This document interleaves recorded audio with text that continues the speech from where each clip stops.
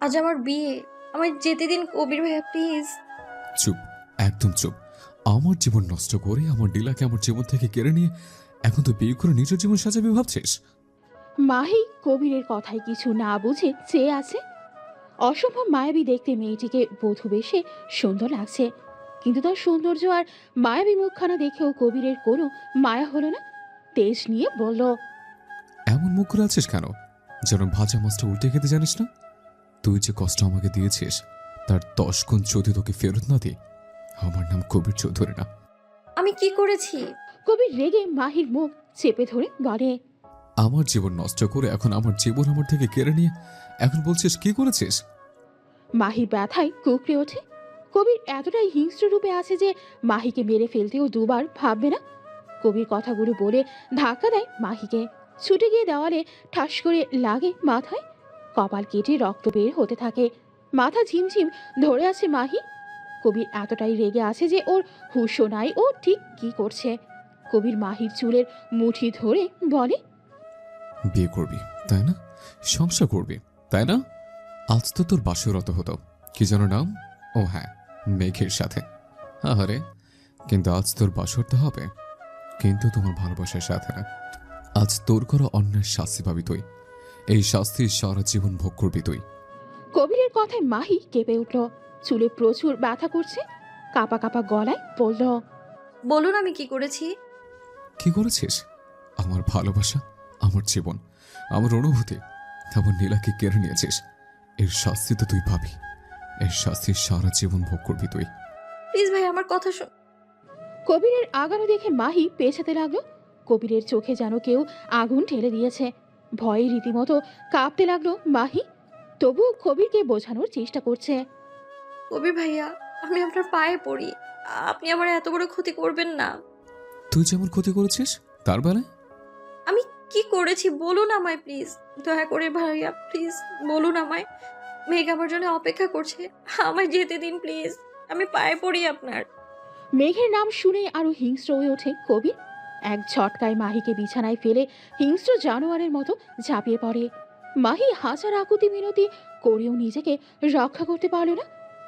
যন্ত্রণা সহ্য করতে না পেরে এক সময় জ্ঞান হারায় মাহি। পিটপিট করে চোখ খুলে চোখের সামনে ভেসে ওঠে সাদা চাঁদ। শরীর যন্ত্রণায় নড়াতে পর্যন্ত পারছে না। চোখ বেয়ে গড়িয়ে পড়ল কয়েক ফোঁটা জল। তাতেও যেন জ্বলে উঠছে শরীর। আশেপাশে চোখ ঘুরিয়ে বুঝতে পারল এটা হসপিটাল। উঠে বসার চেষ্টা করতেই একজন নার্স ছুটে আসে। মাহিকে বসিয়ে বাইরে দাঁড়িয়ে থাকা সবাইকে খবর দেয়। এক এক করে সবাই ভেতরে ঢুকে। মাহি সবাইকে দেখে ডুকরে কেঁদে ওঠে, অথচ একটা মানুষও এগিয়ে আসে না ওকে একটু জড়িয়ে ধরে সান্ত্বনা দেওয়ার মতো। মাহি ওর দাদা ইমতিয়াজ শেখের দিকে তাকায়। ওর দাদু ছাড়া ওকে কেউ ভালোবাসে না। সেও দাদু আজ মাথা নিচু করে বসে আছে। এগিয়ে এসে বলছে না, কি হয়েছে দিদিভাই?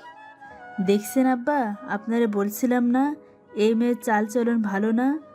দেখলেন, মুখ পুড়িয়ে দিল। দাদু নতজানু হয়ে মেজো চাচির কথাগুলো শুনতে থাকে। অন্য সময় হলে এক ধমক দিত, আজ টু শব্দও করল না। এতে আরো কষ্ট পেল মাহি। এ মুখ পুরি, কার সাথে ফস্তি নষ্টি করে এসেছিস? তোর যদি সম্পর্কে থাকতো কারো সাথে, আমাদের বললে কি আমরা দেখে শুনে দিতাম না? মেঘের মতো এত ভালো একটা ছেলের জীবন তো আর নষ্ট করতাম না। ভালো হয়েছে আমার ছেলেটা বেঁচেছে এ মুখ পুরীর হাত থেকে। নষ্টা মেয়ে মানুষ একটা।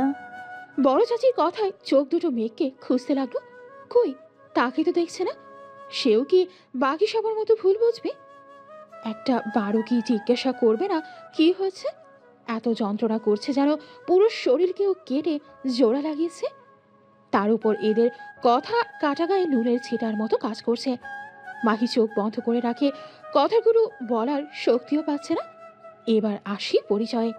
মাহির পুরো নাম মেহজাবিন ইসলাম মাহি। সবেই ইন্টারে পড়ছে। বয়স 18। দেখতে মাশাআল্লাহ উজ্জ্বল শ্যামলা বর্ণের সুন্দর একটা মেয়ে। মাহির মুখে উপচে পড়া মায়া। চুলগুলো বেশ লম্বা, সিল্কি, স্বভাব শান্ত আর মিশুক। মহিউদ্দিন শেখ আর মণি বেগমের একমাত্র মেয়ে।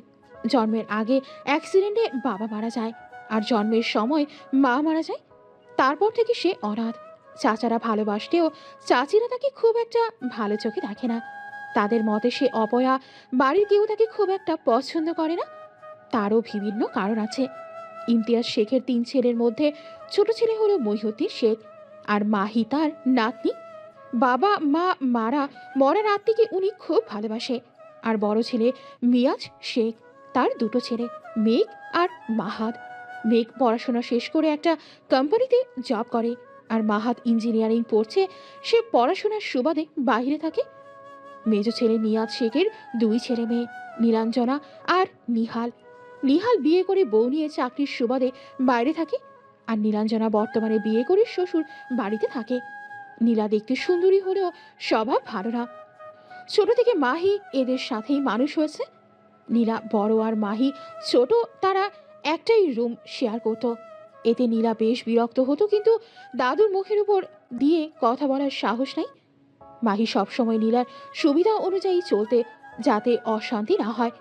রুমটা বেশ বড়, 2 পাশে 2টা খাট, 2টা আলমারি, 2টা পড়ার টেবিল, আরও কিছু জিনিস আছে। নীলার সুবিধা হলেই চলতো। মাহিকে এমন না যে ঘৃণা করত, কিন্তু নিজের সুবিধা আগে দেখত। মাহির দিন শুরু হতো পড়াশোনা, কলেজ, প্রাইভেট, দাদুর সেবা আর বাসার টুকটাক রান্না করে। এভাবেই চলছিল তার দিন, মাস, বছর। কিন্তু হঠাৎ একটা ঝড়ের সব পাল্টে গেল। মাহি চোখ খুলে সামনে কাউকে দেখে চমকে ওঠে। কবির তার দিকে ঝুঁকে আছে। মাহিকে চোখ খুলতে দেখে কবির শার্টের হাতা ফোল্ড করতে করতে বলে, তুই যদি আমার কথা কাউকে বলেছিস তো আমি কাল রাতের ভিডিও ভাইরাল করে দেব। মাহির চোখ বেয়ে জল গড়িয়ে পড়ল। লোকটা কতটা নিষ্ঠুর, কাল জানোয়ারের মতো আচরণ করে সেগুলো আবার ভিডিও করেছে। কালকের কথা ভাবলেও গা গুড়িয়ে উঠছে ওর। আর ভাইরাল করলে তোর দাদু তা দেখে সোজা উপরে। মাহি ভয়ার্ত চোখে তাকিয়ে আছে কবিরের দিকে। এখন ভেবে দেখ আমার নাম নিবি কিনা। মাহি কথা বলতে পারলে একে শ্রেষ্ঠ কাপুরুষের উপাধি দিত, কিন্তু কালকের ঘটনার জন্য সে সাময়িকভাবে বাক শক্তি হারিয়ে ফেলেছে। ও সরি, তুই তো আবার কথা বলতে পারবি না। ভেবে দেখ কি করবি। বলেই কবির চলে যায়। মাহির বাক শক্তি ফেরার পর সে শুধু বলেছে, ওরা চোখ বেঁধে দিয়েছিল। তা কয়জন তোকে? মেজু চাচির সবার সামনে করা প্রশ্নে বুক ফেটে কান্না আসছে। মনে হচ্ছে ধারালো কিছু দিয়ে নিজেকে শেষ করে দিতে। বলতে ইচ্ছে করছে, আমার কি দোষ? কেন এমন হলো আমার সাথে? মাহি আর কোনো উত্তর দিতে পারল না। কি রে বল, কয়জন? এবার মাহি আর চুপ থাকতে পারল না। এবার একটু চুপ করেন চাচি, আর কত? চাচি বিড়বিড় করতে করতে রুম থেকে চলে যায়। মাহি দরজা লক করে দেয়। অনেক টাকার পরও দরজা খুলে না। মাহি পুরো রুম খুঁজে একটা ধারালো কেচি পায়। সেটা দিয়ে নিজেকে আঘাত করার আগেই দরজা ভেঙে ভেতরে ঢুকে কবির। হাত থেকে কেচি ছুঁড়ে ফেলে দেয়। সবার সামনে ওকে কিছু না বলে সবার কাছে ভালো সাজার জন্য 2-4টে কথা বলে বেরিয়ে যায়। বাকিরা তাকে যা ইচ্ছা তাই বলতে থাকে। এই ঘটনার 1 সপ্তাহ হতে চলল। সবার কটু কথায় সে তীরে তীরে মরেছে। এই 1 সপ্তাহের মধ্যে মেঘের সাথে একবারও দেখা হয়নি ওর। মেঘ একবারও আসেনি। ঠিকই তো, ওর মতো নষ্ট মেয়েকে কেন কেউ ভালোবাসবে? আমার পক্ষে মাহিকে বিয়ে করা অসম্ভব দাদু। ইমতিয়াজ শেখ মেঘের দিকে তাকিয়ে তাচ্ছিল্য হাসে। এই মেঘে কিনা মাহিকে বিয়ে করার জন্য দাদুর কাছে কত মিনতি করেছে, কত ভালোবাসা দেখিয়েছে। সবার সামনে কথাটা বলেই ঠায় দাঁড়িয়ে রইল মেঘ। আব্বা, আপনি এখন আমার ছেলেকে ওই নষ্ট মেয়েকে বিয়ে করতে বলবেন না। মেঘ বলে দিয়েছে ও বিয়ে করবে না। নষ্টা কথাটা কানে যেতেই কবিরের কেমন যেন লাগলো। নিজে বিড়বিড়িয়ে উচ্চারণ করলো, নষ্টা। না জানি কয়জন মিলে শরীরদারে ছিঁড়ে খাই। আর সহ্য হলো না কবিরের। ইনাফ, ব্যাস অনেক বলেছেন আপনি। কতটুকু বলেই কবিরের চোখ যায় সিঁড়ি বেয়ে ছাদে ওঠা মাহির দিকে। সেদিক থেকে চোখ সরিয়ে আবারও কিছু বলতে যাবে, হুট করে কি মনে করেই ছাদের দিকে দৌড়ায় কবির। হঠাৎ এভাবে দৌড়াতে দেখে সবাই সেদিকে তাকায়। এবার সবাই সেদিকে দৌড় দেয়। ছাদের দরজা ভেতর থেকে লাগানো দেখে সবাই মাহিকে ডাকতে থাকে। কবিরের কেন যেন খুব অস্থির লাগছে। মনে হচ্ছে এই বুঝি সব শেষ হয়ে গেল। কবির পাশে পড়ে থাকা রড দিয়ে টিনের দরজা কিছুটা ফুটো করে ওর মধ্যে হাত ঢুকিয়ে দেয়। এতে টিনে হাত কেটে রক্ত বের হতে থাকে। কবির ছিটকিনি ভেতরে থেকে খুঁড়ে ফেলে। সবাই ঢুকে পড়ে। দাদু সহ সবাই মাহির দিকে এগিয়ে যেতেই মাহি কান্না করতে করতে পিছাতে লাগলো। কেউ আসবে না, আমি আব্বু আম্মুর কাছে যাব। তারা কেন আমায় এই দুনিয়ায় একা রেখে চলে গেছে আমি জানতে চাইবো তাদের কাছে। আল্লাহ কেন আমাকেও নিয়ে নেয়নি। মাই কথা বলছে আর পেছাচ্ছে। দেখ পিচ্ছি, আর এগুস না। আমি তোকে বিয়ে করব, তবুও তুই পিছাস না, পড়ে যাবি। কি বলছিস এসব? তুই না আমার কসম। এনাফ মা, এনাফ। তুই ওকে বিয়ে করলে আমার মরা মুখ দেখবি। মাহি একদম ধারে চলে আসে, আর এক কদম মাহি পড়ে যেতেই সবাই মাহি বলে চিৎকার করে ওঠে। কিন্তু পড়ার আগেই এক শক্তিশালী হাত ওর হাত ধরে এক টান দেয়, একদম বুকে এসে পড়ে মাহি। এতক্ষণ শ্বাস আটকে আসছিল কবিরের। মাহিকে বুকে জড়িয়েই স্বস্তির নিঃশ্বাস ফেলে কবির। মাহি কবিরের শার্ট খামচে ধরে জোরে কেঁদে দেয়। আমি আর পারছি না, আমি বাঁচতে চাই না, আমাকে আব্বু আম্মুর কাছে যেতে দাও। ওর কান্না যেন কবিরের বুকে তীরের মতো বিচ্ছে। সে তো শাস্তি দিতে চেয়েছিল, তাহলে ওর কেন এমন হচ্ছে? মনে হচ্ছিল এক্ষুনি সব হারিয়ে ফেলছিল। কবির ওকে দু হাতে জড়িয়ে ধরে। মাহি কবিরের বুকে জ্ঞান হারায় অতিরিক্ত স্ট্রেসের কারণে। কবির মাহির দিকে এক পলক তাকিয়ে করে তুলে নেয়, রুমে এনে শুইয়ে দিয়ে বের হয়ে যায়। একটু পরেই ফিরে আসে। মেঘ মাহির মাথায় হাত বোলানোর জন্য হাত এগোতেই কবির চিৎকার করে ওঠে। মেঘ হতভম্ব হয়ে দাঁড়িয়ে আছে। তোকে আন্টি ডাকছে, জলদি যা। উনি আমার কিছু করে না বসে, আমি আছি মাহির। মেঘ অনিচ্ছা সত্ত্বেও একবার মাহির দিকে তাকিয়ে বের হয়ে যায়। মেঘ যেতেই কবির মাহির কাছে গিয়ে বসে। খোলা চুলে পাগলের মতো লাগছে, চোখ মুখ ফুলে গেছে, চেহারা কয়দিনেই বদলে গেছে। চোখের নিচে মোটা কালি পড়েছে, ঠোঁটগুলো শুকনো হয়ে গেছে। হঠাৎই মাহি বিড় করে বলে, প্লিজ ছেড়ে দিন আমায়, প্লিজ। আমার অনেক কষ্ট হচ্ছে, সহ্য হচ্ছে না, আর না। কবিরের সেদিনের চিৎকার যেন কানে আসছে। আনমনেই চোখ বেয়ে পানি পড়ছে। ঝট করেই মাহিকে বুকে টেনে নেয় কবির। কি তীব্র যন্ত্রণা হচ্ছে বুকে। হঠাৎ নিজের পরিবর্তন দেখে হতবাক কবির। মাহি কবিরের বুকে শান্ত হয়ে যায়। ওনাকে মানসিক চাপ আর দিয়েন না প্লিজ। মেয়েটা নিহাতি বাচ্চা, তার উপর ফিজিক্যাল টর্চার। আপনারা কি মানুষ? আপু, আমি মাহিরকে বিয়ে করব, আজ এবং এক্ষুনি। ভাইয়ের মুখে হঠাৎ এমন কথায় হতভম্ব হয়ে যায় ডক্টর কবিতা চৌধুরী। কবিতার উত্তরের আশা না করে দাদুর সামনে এসে দাঁড়ায় কবির। তিনিও হতভম্ব। আপনার নাতির হাত চাইছে, আপনি দিলেও নিব, না দিলেও নিব। কবিতা কিছু বলার জন্য মুখ খুলতেই কবির বলে, যা বলার বিয়ের পর বলবি, এর আগে কিছু বলবি তো সব শেষ করে ফেলবো। কবিতা কিছু বলতে গিয়েও থেমে যায়।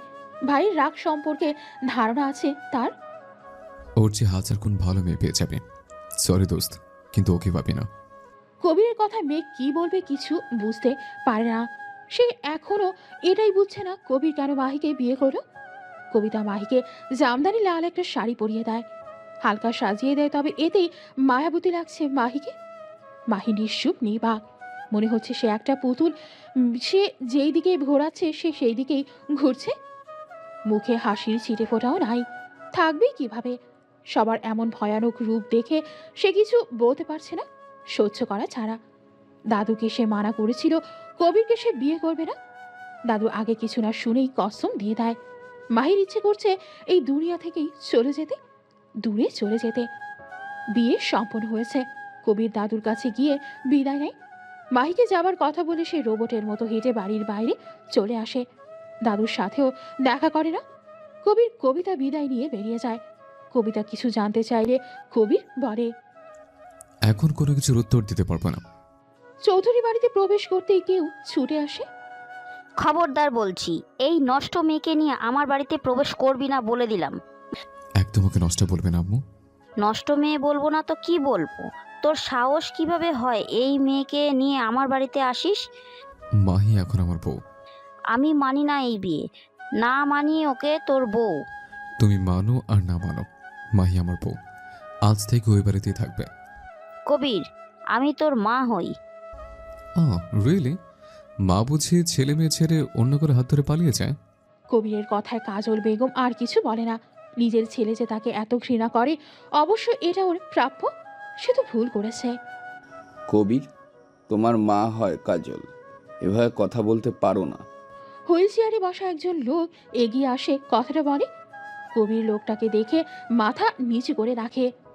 দাদু, আমি মাহিকে বিয়ে করেছি।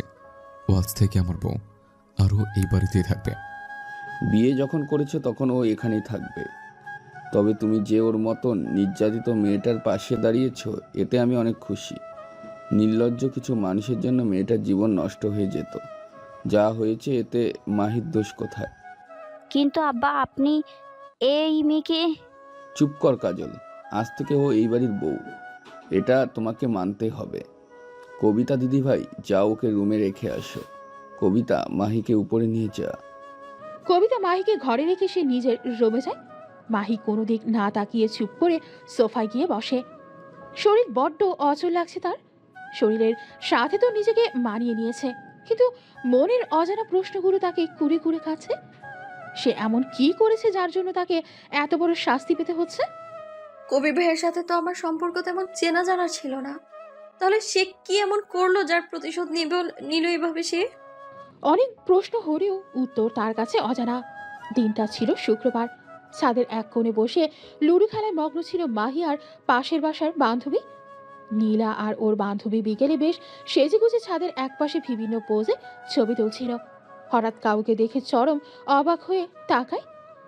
এই আরু, আমি যা দেখছি তুইও কি তাই দেখছিস? কি?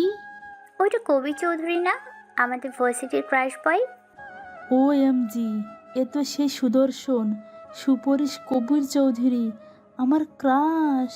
কিন্তু উনি তোদের বাসায় কি করছে রে? জানি না।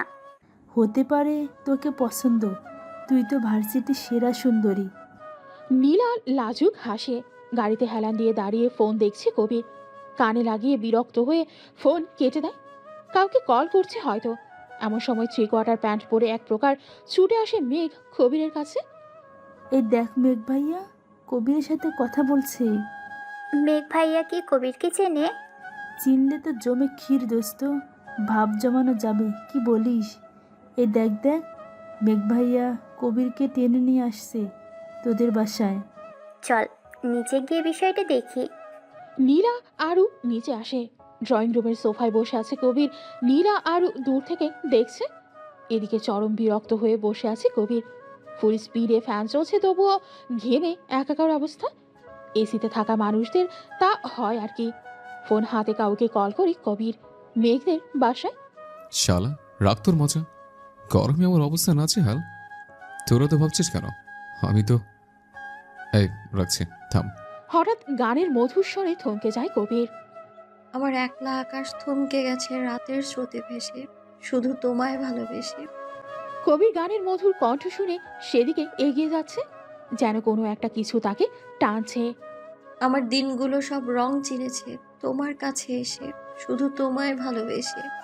গানের আওয়াজ শুনে সিঁড়ি বেয়ে ছাদে যাচ্ছে কবির। ভেসে আসছে গিটারের টুংটাং শব্দ। কবির ছাদের দরজার কাছে আসতেই মেঘ ডাক দেয়। এখানে কি করেছিস? চল, আমি রেডি। 1 মিনিট। বলেই ছাদের দরজা খুলতেই চোখ যায় অতি সুন্দরী এক রমণীকে। হাতে গিটার নিয়ে টুকটাক আওয়াজ করছে পাশেই বসা মেয়েটি। বলে, উফ, কি সুন্দর আওয়াজ রে তোর, আমি ফিদা। এই মেয়েটাকে? ও নীলা, আমার কাজিন, আর পাশেরটা ওর বান্ধবী। কেন, কি হয়েছে? না, কিছু না, চল। কবির সেদিন চলে আসলেও দাগ কেটে যায় মনে সেই মধুর কণ্ঠে গাওয়া গান। এরপর প্রায়ই শুক্রবার কবির বিভিন্ন বাহানায় নীলাঞ্জনার গান শুনতে যেত, আর ভার্সিটিতেও টুকটাক কথা বলতো। এভাবে একটু একটু করে সম্পর্ক এগিয়ে যাচ্ছে তাদের। রাগ, মান, অভিমান, কান্না, হাসি মিলিয়ে তাদের ভালোবাসা শুরু হয়। 1 বছর তারা রিলেশনে কন্টিনিউ করে। কবির পাগলের মতো ভালোবেসেছে নীলাকে। কিছু পড়ার শব্দে ঘোর কাটে কবিরের। ব্যালকনি থেকে জমে আসে, গ্লাস পড়ে ভেঙে গেছে। বাতাসে উড়ে যাচ্ছে পর্দা। হঠাৎই চোখ যায় ঘুমন্ত বাহির দিকে। কি সুন্দর নিষ্পাপ শিশুদের মতো ঘুমাচ্ছে। কিন্তু মাহির এমন ঘুম সহ্য হলো না কবিরের। উঠে গিয়ে এক ঝক পানি ঢেলে দিল মাহির মুখে। মাহি ধরফড়িয়ে উঠে বসে। বাসরাতে কেউ এভাবে ঘুমায় বউ? আসো, আদর করি। কবিরের কথায় আতঙ্ক প্রকাশ পেল মাহির চেহারায়। এমন ভয় পাওয়া ফেস দেখে কবিরের রাগ হলো না, প্রচুর হাসি পেল। না হেসে মুখে রাগে ভাব ফুটিয়ে মাহির মুখের দিকে এগোতে মাহি ঠাস করে কবিরের গালে চর বসিয়ে দেয়। কবির হতবাক হয়ে তাকিয়ে আছে। একদম ছুবেন না আমায়। আপনার স্পর্শে গা ঘিন ঘিন করে আমার। অনেক করেছেন আপনি। বলেন কি কারণে আপনি আমার সাথে এমনটা করলেন? কি ক্ষতি করেছি আমি আপনার? কবির রেগে মাহির চুলের মুঠি ধরে বলে। তোর সাহস কিভাবে হয় তুই আমাকে থাপ্পড় মারিস? মাহিও রেগে বলে। আর আপনার সাহস কিভাবে হয় আমার তুলে এনে রেপ করে আবার আমার বিয়ে করার? যা চাই তা তো পেয়েই গেছেন। আর কি চাই আপনার? বলেন কি করেছি আমি আপনার সাথে? কি করেছিস? আমার নীলাকে আমার থেকে দূর করেছিস। কোন নীলা? হ্যাঁ, এখন তো বলবি কোন নীলা। মাহি অবাক হয়ে বলে। নীলা আপু? কেন করলি এমন? কি ক্ষতি করেছি আমি তোর? বল। আমি কি করেছি? কি করেছিস? তুই আজ আমাকে সে মেসেজ না করলে আমার নীলার বিয়ে কিছুতেই হতে দিতাম না। কি? কোন মেসেজ? হ্যাঁ, এখন তো বলবি কোন মেসেজ। তোর মতো মেয়েরা এছাড়া আর কি পারে। এই দেখ প্রমাণ। ভাইয়া, আমি মাহি বলছি। আপু আপনাকে বলতে বলছে আপুর বিয়ে ক্যান্সেল হয়ে গিয়েছে। আপনি চিন্তা করবেন না। আপনি লন্ডন থেকে ফিরলে আপুর সাথে দেখা করে করবেন প্লিজ। আপনার অনেক পাওয়ার আমি জানি। প্লিজ কোনো ঝামেলা করেন না। আপু আমাকে বলতে বলেছে, কারণ বেশি কেউ আপুকে ফোন ইউজ করতে দিচ্ছে না। রাখছি, আল্লাহ হাফেজ। ডেট দেখ, বিয়ের আগের দিনের তারিখ। তোর জন্য, শুধু তোর জন্য আমি আজ নীলাকে হারিয়েছি। মাহি মেসেজ পড়ে এখনো শক। সে তো কখনো এই মেসেজ করেনি, কিন্তু নাম্বার তো তার। এটা কিভাবে সম্ভব? কেন করলি এমন? কি ক্ষতি করেছিলাম তোর? কেন কেড়ে নিলে আমার ভালোবাসা? কেন? শুধু কি আমিই কেড়ে নিয়েছি? আপনি কেড়ে নেননি? যদি কখনো জানতে পারেন আমি নির্দোষ, ফিরিয়ে দিতে পারবেন আমার সম্মান? ফিরিয়ে দিতে পারবেন আমার ভালোবাসা? ফিরিয়ে দিতে পারবেন আমার সে আগের জীবনটা? তুই আর নির্দোষ? এখন ধরা পড়ে আমাকে ইমোশনাল ব্ল্যাকমেল করছিস যাতে তোকে ছেড়ে দে? কবির ধোকাবাজদের কখনো ছেড়ে দেয় না। আমি আপনাকে এই মেসেজ করিনি, এটা আমি প্রমাণ করব। রিয়েলি? প্রমাণ কর। তুই মিথ্যা প্রমাণ করবি আর আমি মেনে নেবে ভেবেছিস? সকালে আবারও পানির বন্যায় ঘুম ভেঙে যায় মাহি। সামনে তাকিয়ে দেখে কবির জগ নিয়ে রাগী লুকে তাকিয়ে আছে। মহারানীর ঘুম হয়েছে, এবার উঠে আমাদের ধন্য করুন। মাহির শরীর এমনিতেই খারাপ, তার উপর কালকে সারা রাত ব্যালকনিতে শোয়ায় শরীর চলছে না। পেটের ব্যথায় সবকিছু গড়িয়ে আসছে। মাহি কষ্ট করে উঠে দাঁড়ায়, কিন্তু এক ধাপ দেওয়ার আগেই মাথা ঘুরে পড়ে যায়। কবির মাহিকে ধরে ফেলে, গায়ে হাত দিতেই চমকে যায়। গায়ে প্রচণ্ড জ্বর। কবির মাহিকে কোলে তুলে রুমে নিয়ে আসে। কবিতা রেগে ভাইয়ের দিকে তাকায়। প্রতিশোধই যখন নেবে তাহলে মেয়েটাকে একেবারে মেরে ফেল। এবার ধীরে ধীরে কেন মারছিস? ছি, আমি ভাবতে পারিনি আমার জানোয়ারের মতো কাজ আমার ভাই করবে। ও যখন বলেছে ও কিছু করেনি, তাহলে তুই ওকে সুযোগ দে নিজেকে প্রমাণ করার। এতটা অবিচারক হোস না, পরে না তোকে আফসোস করতে হয়। একবার তাকিয়ে দেখতো মেয়েটা, নিহাত একটা বাচ্চা মেয়ে, আর তুই ছি, তোকে নিজের ভাই বলতেও ঘৃণা করছে। কাল তোর ভাই আসবে, আমি আমার বাড়িতে চলে যাব। 2 দিন পর। এই যে মহারানী, বড়লোক বাড়ির বউ হয়ে এসেছেন দেখে ভেবেন না সব আপনার সামনে হাজির হবে। নিজে গিয়ে নাস্তা খেয়ে আসেন, আপদ যত্তর সব। ভোরেই কাজল বেগম চলে যায়। মাহি একটু সুস্থ। এই 2 দিন কবিতা মাহির দেখাশোনা করেছে, কিন্তু কাল কবিতা শ্বশুর বাড়ি চলে গেছে। কবির সারাদিনে একবারও এই রুমে আসেনি। উঠে কোনো মতে নাস্তা খেয়ে আসে মাহি। মাহি নিজের ফোন থেকে অনেকবার কল করে নীলাকে, কিন্তু ফোন বন্ধ। তার জানতেই হবে নীলা কেন এমন করলো। সে তো বিয়ের সময় একবারও বলেনি সে অন্য কাউকে ভালোবাসে। তাহলে মাহি বাড়িতে ফোন করে না, কাকে ফোন করবে? সে ওখানে তার আপন, যে মানুষ দুটোকে আপন ভাবতো তারাই তো তাকে তাদের জীবন থেকে বের করে দিয়েছে। মাহি পাশের বাসার বান্ধবী তুলিকাকে ফোন করে। 2 বার রিং হতেই তুলিকা ফোন রিসিভ করে। মাহি, কেমন আছিস? কতদিন পর ফোন করলি। জানিস তোকে কতবার ফোন করেছি, তোর ফোন বন্ধ কেন? তুই ঠিক আছিস তো? না, মরে বেঁচে আছি। এভাবে বলিস না প্লিজ। আমার একটা কাজ করবি? বল না, কি কাজ? ওই বাড়িতে নীলাপু আসলে আমাকে ফোন করে জানাবি। কিন্তু কেন? তোকে পরে বলবো সবটা, এখন রাখছি। ভালো থাকিস। তুলিকা কিছু বলার আগেই মাহি কেটে দেয়। চোখ বন্ধ করতেই চোখ ভেসে ওঠে অতীত। দাদুর পরে আগলে রাখার মতো হাত পেয়েছিল মেঘের। মেঘ যখন মাহিকে মনের কথা বলে তখন মাহি সব নতুন ট্রেনে উঠেছে। মাহিকে একটা ছেলে প্রপোজ করেছিল সেদিনই। মেঘ রেগে মাহিকে থাপ্পড় মেরেছিল। মাহি রেগে বিভিন্ন কথা বলতেই মেঘ সেদিন বাড়ির সবার সামনে বলেছিল ও মাহিকে বিয়ে করবে ওর ইন্টার শেষে। সেদিন সবাই অনেক মানা করলেও সে একই জিদে অটল ছিল। কেউ না মানলেও দাদু মেনে নিয়েছিল। তখনই মেঘ মাহিকে রিং পরিয়ে দেয় আর মাহি আর হয়ে যায় মেঘের। মাহির মনেও ধীরে ধীরে জন্ম হয় মেঘের প্রতি ভালোবাসা। শুরু হয় তাদের নতুন অধ্যায়।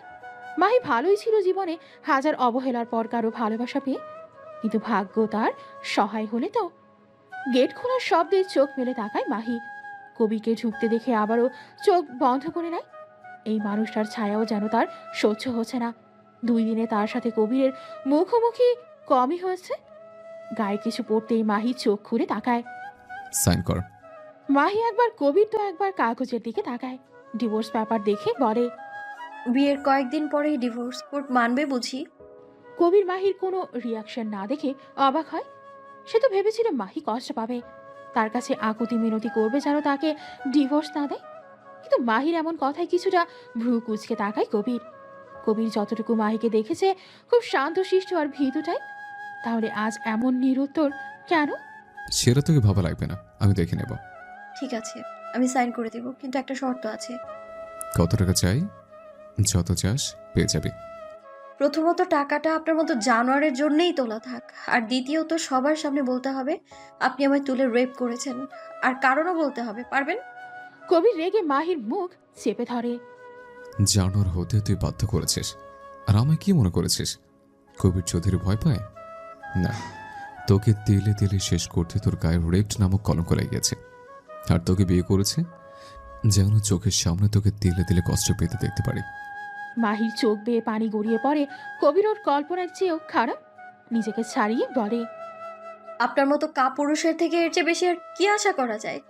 আর কিচ্ছু আশা করি না আমি সাইন করে দিলাম। আমায় কিছুদিন সময় দিন, চলে যাব আমি। এবারও কিছুটা অবাক হয় কবির। এত সহজে মাহি রাজি হয়ে যাবে ভাবেনি। তুই কি প্রমাণ করবি বলছিলি? প্রমাণ করে কি করব? ফিরে আসবে কি আমার কলঙ্কহীন জীবন? তাছাড়া একদিন সত্য সামনে আসবেই। আমি থেমে থাকবো না। আল্লাহর দুনিয়ায় আমি ছোট থেকেই কষ্ট পেয়ে আছি, তাই কষ্টের ভয় নেই আমার, আর না আছে কিছু হারানোর ভয়। বলেই মাহি বের হয়ে চলে যায়। কিছুদিন পর, এই মেয়ে কোথায় যাও? জি একটু বাইরে। বাড়ির বাইরে তোমার কি কাজ? এই কলঙ্কি মুখ নিয়ে বাইরে যাও কিভাবে? যেই অন্যায়টা করেছে তার কোনো দোষ নেই, অথচ জোর করে তুলে নিয়ে গিয়ে যার সাথে অন্যায়টা হয়েছে সে দোষী। আপনি না একজন মেয়ে হয়ে মেয়ের যন্ত্রণা বুঝতে পারছেন না? আপনি তো মা। আপনার মেয়ের সাথে এমনটা হলে আপনার কেমন লাগতো? এই মেয়ে, থাপ্পড় মেরে দাঁত ফেলে দেব। আমার মুখের ওপরে কথা বলো? আমি আপনার মুখের উপর বা নিচে কথা বলতে আসিনি। যাই হোক, আমি আপনার থেকে এর চেয়ে বেশি কিছু আশাও করি না। আসি। পাশাপাশি একটা রেস্টুরেন্টে বসে আছে মাহি আর তুরিকা। তুরিকা সব শুনে অবাক। ইয়া আল্লাহ, মানুষ এতটা নিকৃষ্ট হতে পারে? নীলাপু যদি ভালোই বাসবে তাহলে বিয়ে করলো কেন? প্রশ্ন অনেক, কিন্তু উত্তর জানা নেই। আমি আর ওখানে থাকতে পারছি না। আমাকে ওই নরক থেকে বের হতে হবে। কোনো কাজের খোঁজ করতে হবে আমায়, তারপর একটা বাসা ভাড়া করতে হবে। তুই আমার বাসায় আয়, আমার বাসায় তোর কোনো সমস্যা হবে না। না রে, কষ্ট পেতে পেতে আর ভালো লাগছে না। ছোট থেকে সবটা মেনে এসেছি, আমি মেনে নিয়েছি, মানিয়ে নিয়েছি, কিন্তু আর কত? আমায় একটা ছোটখাটো চাকরি খুঁজতে সাহায্য করবে প্লিজ? অবশ্যই করব। কিছু খেয়েছিস? হ্যাঁ চল। কিন্তু চল প্লিজ। অনেক তো খুঁজলাম, কিন্তু তেমন কোনো চাকরি তো পেলাম না। অনেক দেরি হয়ে গেছে, তুই বাসায় যা। তুই? ফিরে যাবো ওই নরকে। তুই যা, আমি যেতে পারবো। আন্টি বাসায় একা, তুই যা। তুলি চলে যেতেই মাহি হাঁটতে থাকে। চারিদিকে সন্ধ্যা হয়ে এসেছে, শরীর যেন তার চলছে না। নামাজের জন্য মানুষের ভিড় কম, কেমন শুনশান পরিবেশ। আগে হলে মাহি ভয়ে এক কদমও ফেলতো না, আর এখন এই অন্ধকার রাস্তার যেন তার সঙ্গী। হঠাৎ কারো চিৎকারে মাহি আশেপাশে তাকায়। চোর চোর! মাহি সামনে একটা লোককে আসতে দেখে পাশে থাকা ইট তুলে ছুঁড়ে মারে। লোকটার পায়ে লাগতেই লোকটা নিচে বসে পড়ে আর পিছু করতে থাকা দুইটা লোক তাকে ধরে ফেলে। তারা মাহিকে ধন্যবাদ দেয়। মাহি আবারও নিজের পথে হাঁটতে থাকে। এখন আসার সময় হলো, কোথায় ছিলে? তার উত্তর আপনাকে দিতে বাধ্য নই আমি। কি বললি? খুব সাহস বেড়েছে, তাই না? আপনি আর এখন আমার স্বামী নন, তাই আমি কোথায় গিয়েছি সেটা আপনাকে বাধ্য নই আমি। তুই রাত ভরে ফষ্টি নষ্ট করবি আর আমাকে বলতে বাধ্য নয়? ভাষা ঠিক করুন। আর আমি যাই করি তাতেই আপনার সমস্যা কেন? আমি খারাপ কাজ করলেও আপনার কি তাতে? নাকি শারীরিক চাহিদা মেটে? মাহি ছিটকে পরে খাটের কোণায় মাথা কিছুটা ছিলে যায়। কবির রাগে টকবক করে বের হয়ে যায়। মাহি চুপচাপ বসে থাকে। এত ব্যথা সহ্য করে এই ব্যথা তার কাছে তুচ্ছ। রাত প্রায় 2:30। কবির রুমে এসে দেখে মাহি আগের মতো সেখানেই বসে গুটিসুটি মেরে ঘুমাচ্ছে। কপালের ক্ষত এখনো শুকায়নি, রক্ত জমাট বেঁধে আছে। কবির বক্স তুলে ঔষধ বের করে কাটা জায়গায় লাগিয়ে দেয়। ব্যথায় ঘুমের মাঝেও কেঁপে ওঠে। কবির সেখানেই বসে পড়ে। মাহি গরম কিছুর সন্ধানে কবিরকে জড়িয়ে ধরে। কবির মাহির দিকে তাকিয়ে আর নিজেকে ছাড়িয়ে নেয় না। কেন জানি শান্তি লাগছে। আজানের শব্দে ঘুম ভেঙে যায় মাহির। কবিরকে নিজের এত কাছে দেখে ছিটকে সরে আসে মাহি। মাহি সরে আসতেই কবির পড়ে যেতে লাগলে জড়িয়ে ধরে মাহি। কবিরের গা বেশ গরম হয়ে আছে। মাহি কপালে হাত রেখে বুঝতে পারে কবিরের জ্বর এসেছে। মাহি কোনো মতে তুলে বিছানায় শুইয়ে দেয়। কাঁথা টেনে ফ্রেশ হয়ে নামাজ পড়ে নেয়। ইয়া আল্লাহ, আমি জানি না কোন ভুলের শাস্তি আমায় দিচ্ছেন আপনি। আমি আর পারছি না মেনে নিতে। আমি আমার জীবনের নতুন পথ বেছে নিতে চাই। আমায় সাহায্য করুন আপনি। আমিন। নামাজ শেষ করে মাহি একবার কবিরের দিকে তাকায়। জ্বরে আক্রান্ত মানুষের সেবা না করা কি ঠিক হবে? যতই হোক স্বামী তার। মাহি ভয়ে ভয়ে কবিরের পাশে বসে। মাথায় হাত রাখতেই কবির হাত টেনে জড়িয়ে ধরে। মাহি চমকে সরে আসতে চেয়েও পারে না। কবির কি যেন বিড়বিড় করছে। মাহি মুখটা নামিয়ে শুনতে পেল। আমি যে আমার প্রিয়জনীকে অনেক ভালোবাসি, কেন করলো আমার সাথে এমন? ওকে ছাড়া যে আমি ভালো নেই। ওর গান যে আমার অভ্যাস হয়ে গেছে। ওর মধুর কণ্ঠ না শুনলে যে মনটা ব্যাকুল হয়ে ওঠে। মাহি বুঝলো নীলার কথা বলছে। একটা দীর্ঘশ্বাস ফেলে নিজেকে ছাড়িয়ে নিয়ে পানি এনে কবিরের মাথায় দিতে থাকে। কবির পিট পিট করে একবার মাহিকে দেখে, আবারও চোখ বন্ধ করে নেয়। মাহি পানি ঢেলে এবার মাথা মুছিয়ে নেয়।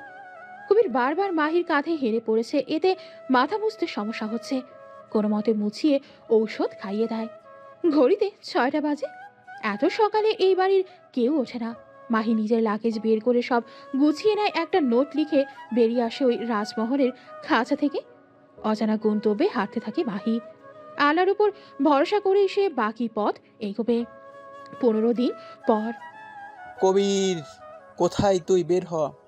কবির নাস্তা করছিল। হঠাৎ মেঘের আগমনে কিছুটা অবাক হয়।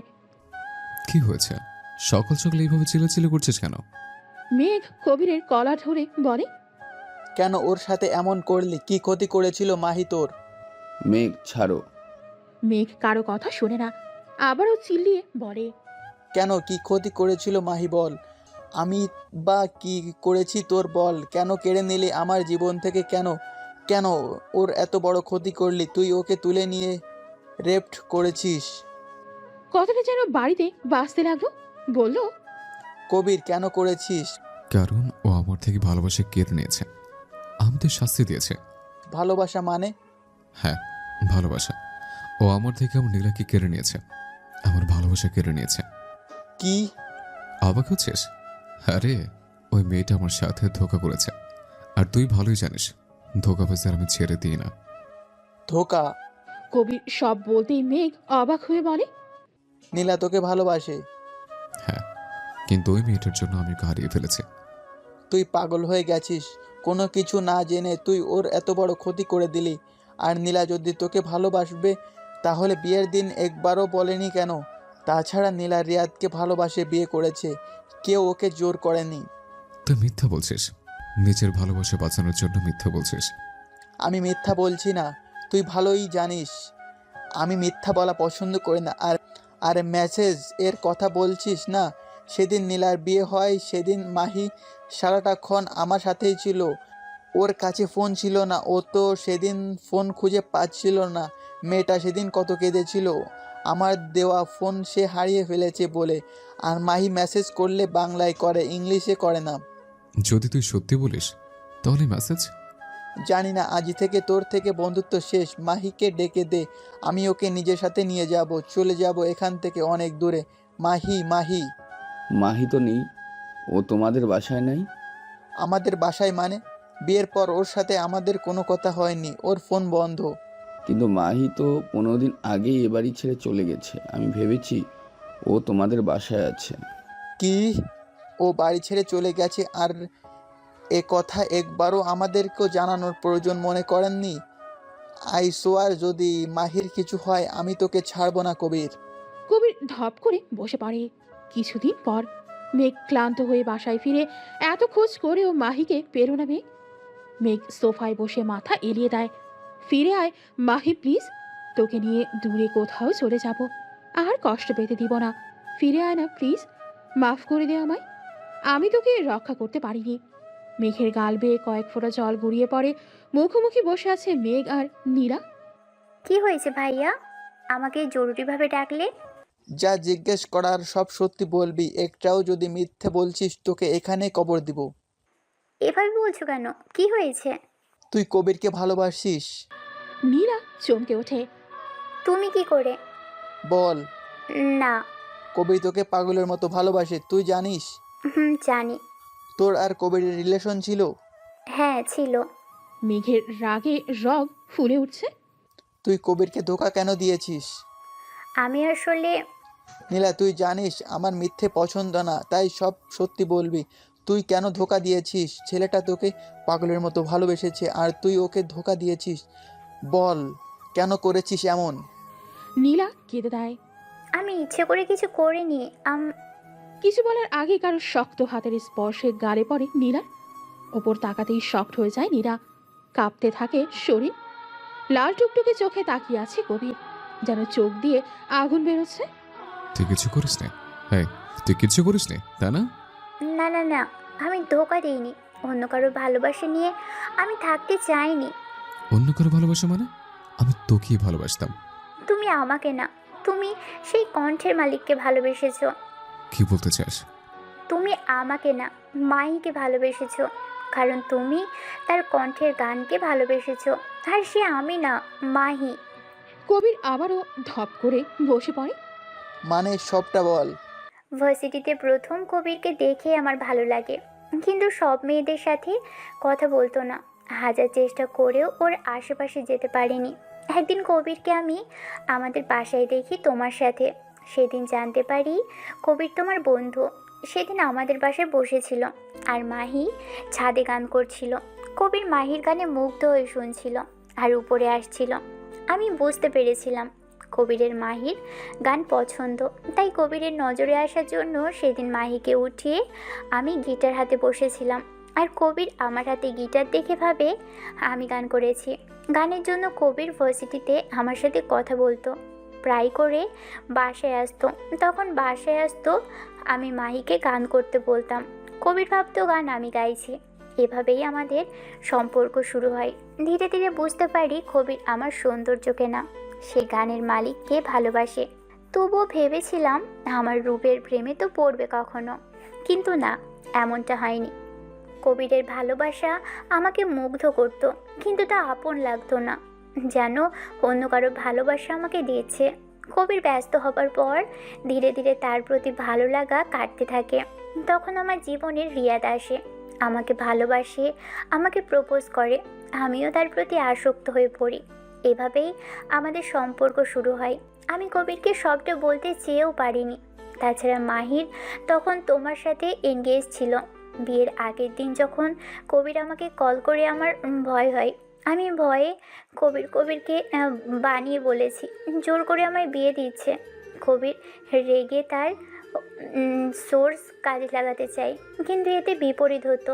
তাই সেদিন মাহির ফোন থেকে মেসেজ করে দিই, পরে ওর ফোন থেকে সব মুছে দিই। কথা শেষ করতেই কবির রেগে নীলার গলা চেপে ধরে। নীলা হাত পা ছুটতেই মেঘ ওকে বাঁচিয়ে নেয়। কবির কিছু বলছে না, শুধু চোখ দিয়ে আগুন ঝরছে। রেগে আশেপাশে সব ভাঙচুর করে নীলার দিকে এগোতেই নীলা ভয়ে জড়সড় হয়ে যায়। তোর জন্য আমি নিজে আমার ভালোবাসার ক্ষতি করেছি। মাইকে খুঁজে না পেলে তোকে আমি ছাড়বো না। আমার ভালোবাসা যদি এত ভয়ঙ্কর হয়, তাহলে রাগ কতটা ভয়ঙ্কর হতে পারে ভাবতেই পারবি না। আজ জাস্ট মেয়ে বলে তোর রক্ষা হলো, নাহলে এক্ষুনি কবর দিয়ে দিতাম। বলেই বেরিয়ে যায়। একটি ছোট্ট আশ্রমে ছোট্ট কিছু বাচ্চাদের পড়াচ্ছে মাহি। বাচ্চাগুলো শান্তভাবে পড়লেও নিজেকে শান্ত রাখতে পারছে না মাহি। শরীর গুলিয়ে আসছে, মাথা চক্কর দিয়ে উঠল। পড়ে যেতে নিয়ে কেউ ঝড়ের বেগে এসে জড়িয়ে ধরে। কোনো পুরুষের ছোঁয়ায় পিট পিট করে তাকায় মাহি। অনাকাঙ্ক্ষিত মানুষটিকে দেখে আশ্চর্য হয়ে যায়। ঝটপট নিজেকে ছাড়িয়ে নিতেই কবির এক টানে জড়িয়ে ধরে। কোথায় ছিল তুমি? কত খুঁজেছি তোমায়, হন্য হয়ে খুঁজেছে। এই মেয়ে, তোর সাহস কিভাবে হয় আমাকে ছেড়ে আসার? মাহি নিজেকে ছাড়িয়ে থাপ্পড় বসিয়ে দেয়, রেগে পড়ে। এটা কোন ধরনের অসভ্যতা? কে আপনি? মাহির দিকে অপলকে তাকিয়ে রইল কবির। মেয়েটার মায়াবী মুখে ভয়ের ছাপ বিদ্যমান। তা আড়াল করতে রাগী লোকে তাকিয়ে আছে। মৃদু হাসল কবির। আর ভীতু পাখিটা সাহসী হয়ে উঠেছে। নিজেকে শক্ত খোলসে আনার চেষ্টায় আছে। কতটুকু সফল হয়েছে তা বলা যাচ্ছে না। চমকে ওঠে মাহি। ভীতু চোখের সামনের ব্যক্তিটির দিকে তাকায়। উনি এই আশ্রমের ম্যানেজার। মহিলাটি দেখতে লম্বা, চড়া, মোটা আর প্রচুর রাগী। মাহি মাথা নিচু করে নেয়। তোমার সাহস দেখে তো আমি অবাক। তুমি কি করে ওনার গায়ে হাত তুলেছ? এখানে থাকার ইচ্ছা নেই বুঝি? সরি ম্যাম, আসলে উনি ওভাবে। কিভাবে? স্যার তো তোমাকে পড়ে যাওয়া থেকে বাঁচিয়েছে, আর তুমি কি না তাকেই থাপ্পড় মারলে? নিজের গায়ে যে কলঙ্ক নিয়ে ঘুরছো, তার কাছে কি? তোমাকে বাঁচাতে গিয়ে ছুঁয়ে অপরাধ করে ফেলেছে। মাহির চোখ টলমল করছে পানিতে। নিজেকে সামলানোর চেষ্টা করছে। কবির মাহির টলমলে চোখের দিকে তাকিয়ে রইল। খাম্বার মতো দাঁড়িয়ে আছো কেন? সরি বলো। ম্যামের কথায় ঘৃণার দৃষ্টিতে তাকিয়ে সরি কথাটা উচ্চারণ করে মাহি। এই ঘৃণার দৃষ্টি সহ্য হলো না কবিরের। বুকে তীরের মতো বিঁধল যেন। মাহি কবিরকে পাশ কাটিয়ে চলে যায়। স্যার, ওর কথা কিছু মনে করবেন না। এটুকু বয়সে অনেক কিছু ঘটে গেছে তার সাথে, তাই এমন আচরণ করে ফেলেছে, নয়তো মেয়েটা অনেক ভালো। কবির মহিলাটির কথা শুনে কিছু না বলে এগিয়ে যায়। মহিলাটি ভয়ে ভয়ে তার পিছু নেয়। এই চ্যারিটি টাকা যে আশ্রমের খুব দরকার। মাহি নিজেকে শক্ত রেখেছে। কাঁদবে না সে। সে নিজেকে দুর্বল প্রমাণ করতে চায় না। হঠাৎ খিল লাগানোর শব্দে পিছে তাকায় মাহি। কবিরকে দেখে ভয় পেলেও প্রকাশ করে না। কি সমস্যা? কি চাই? তোমাকে। মাহি আশ্চর্য হয়ে তাকায়। পরক্ষণেই রেগে দাঁত কিচমিচ করে বলে, ভোগ তো করেছেন, আবার কি চাই? কবির রেগে গিয়েও রাখে না। শান্ত গলায় বলে, তোমাকে চাই মানে তোমাকে চাই, কিন্তু আগে আমার কথা শোনো প্লিজ। মাহি কবিরের এগোনো দেখে হাতের কাচের কেচি ধরে বলে, এ একদম আমার কাছে আসবেন না। আমি কিন্তু আপনাকে আঘাত করে দেবো, ছোবেন না আমায়। মাহি, আমার কথাটা একবার শোনো।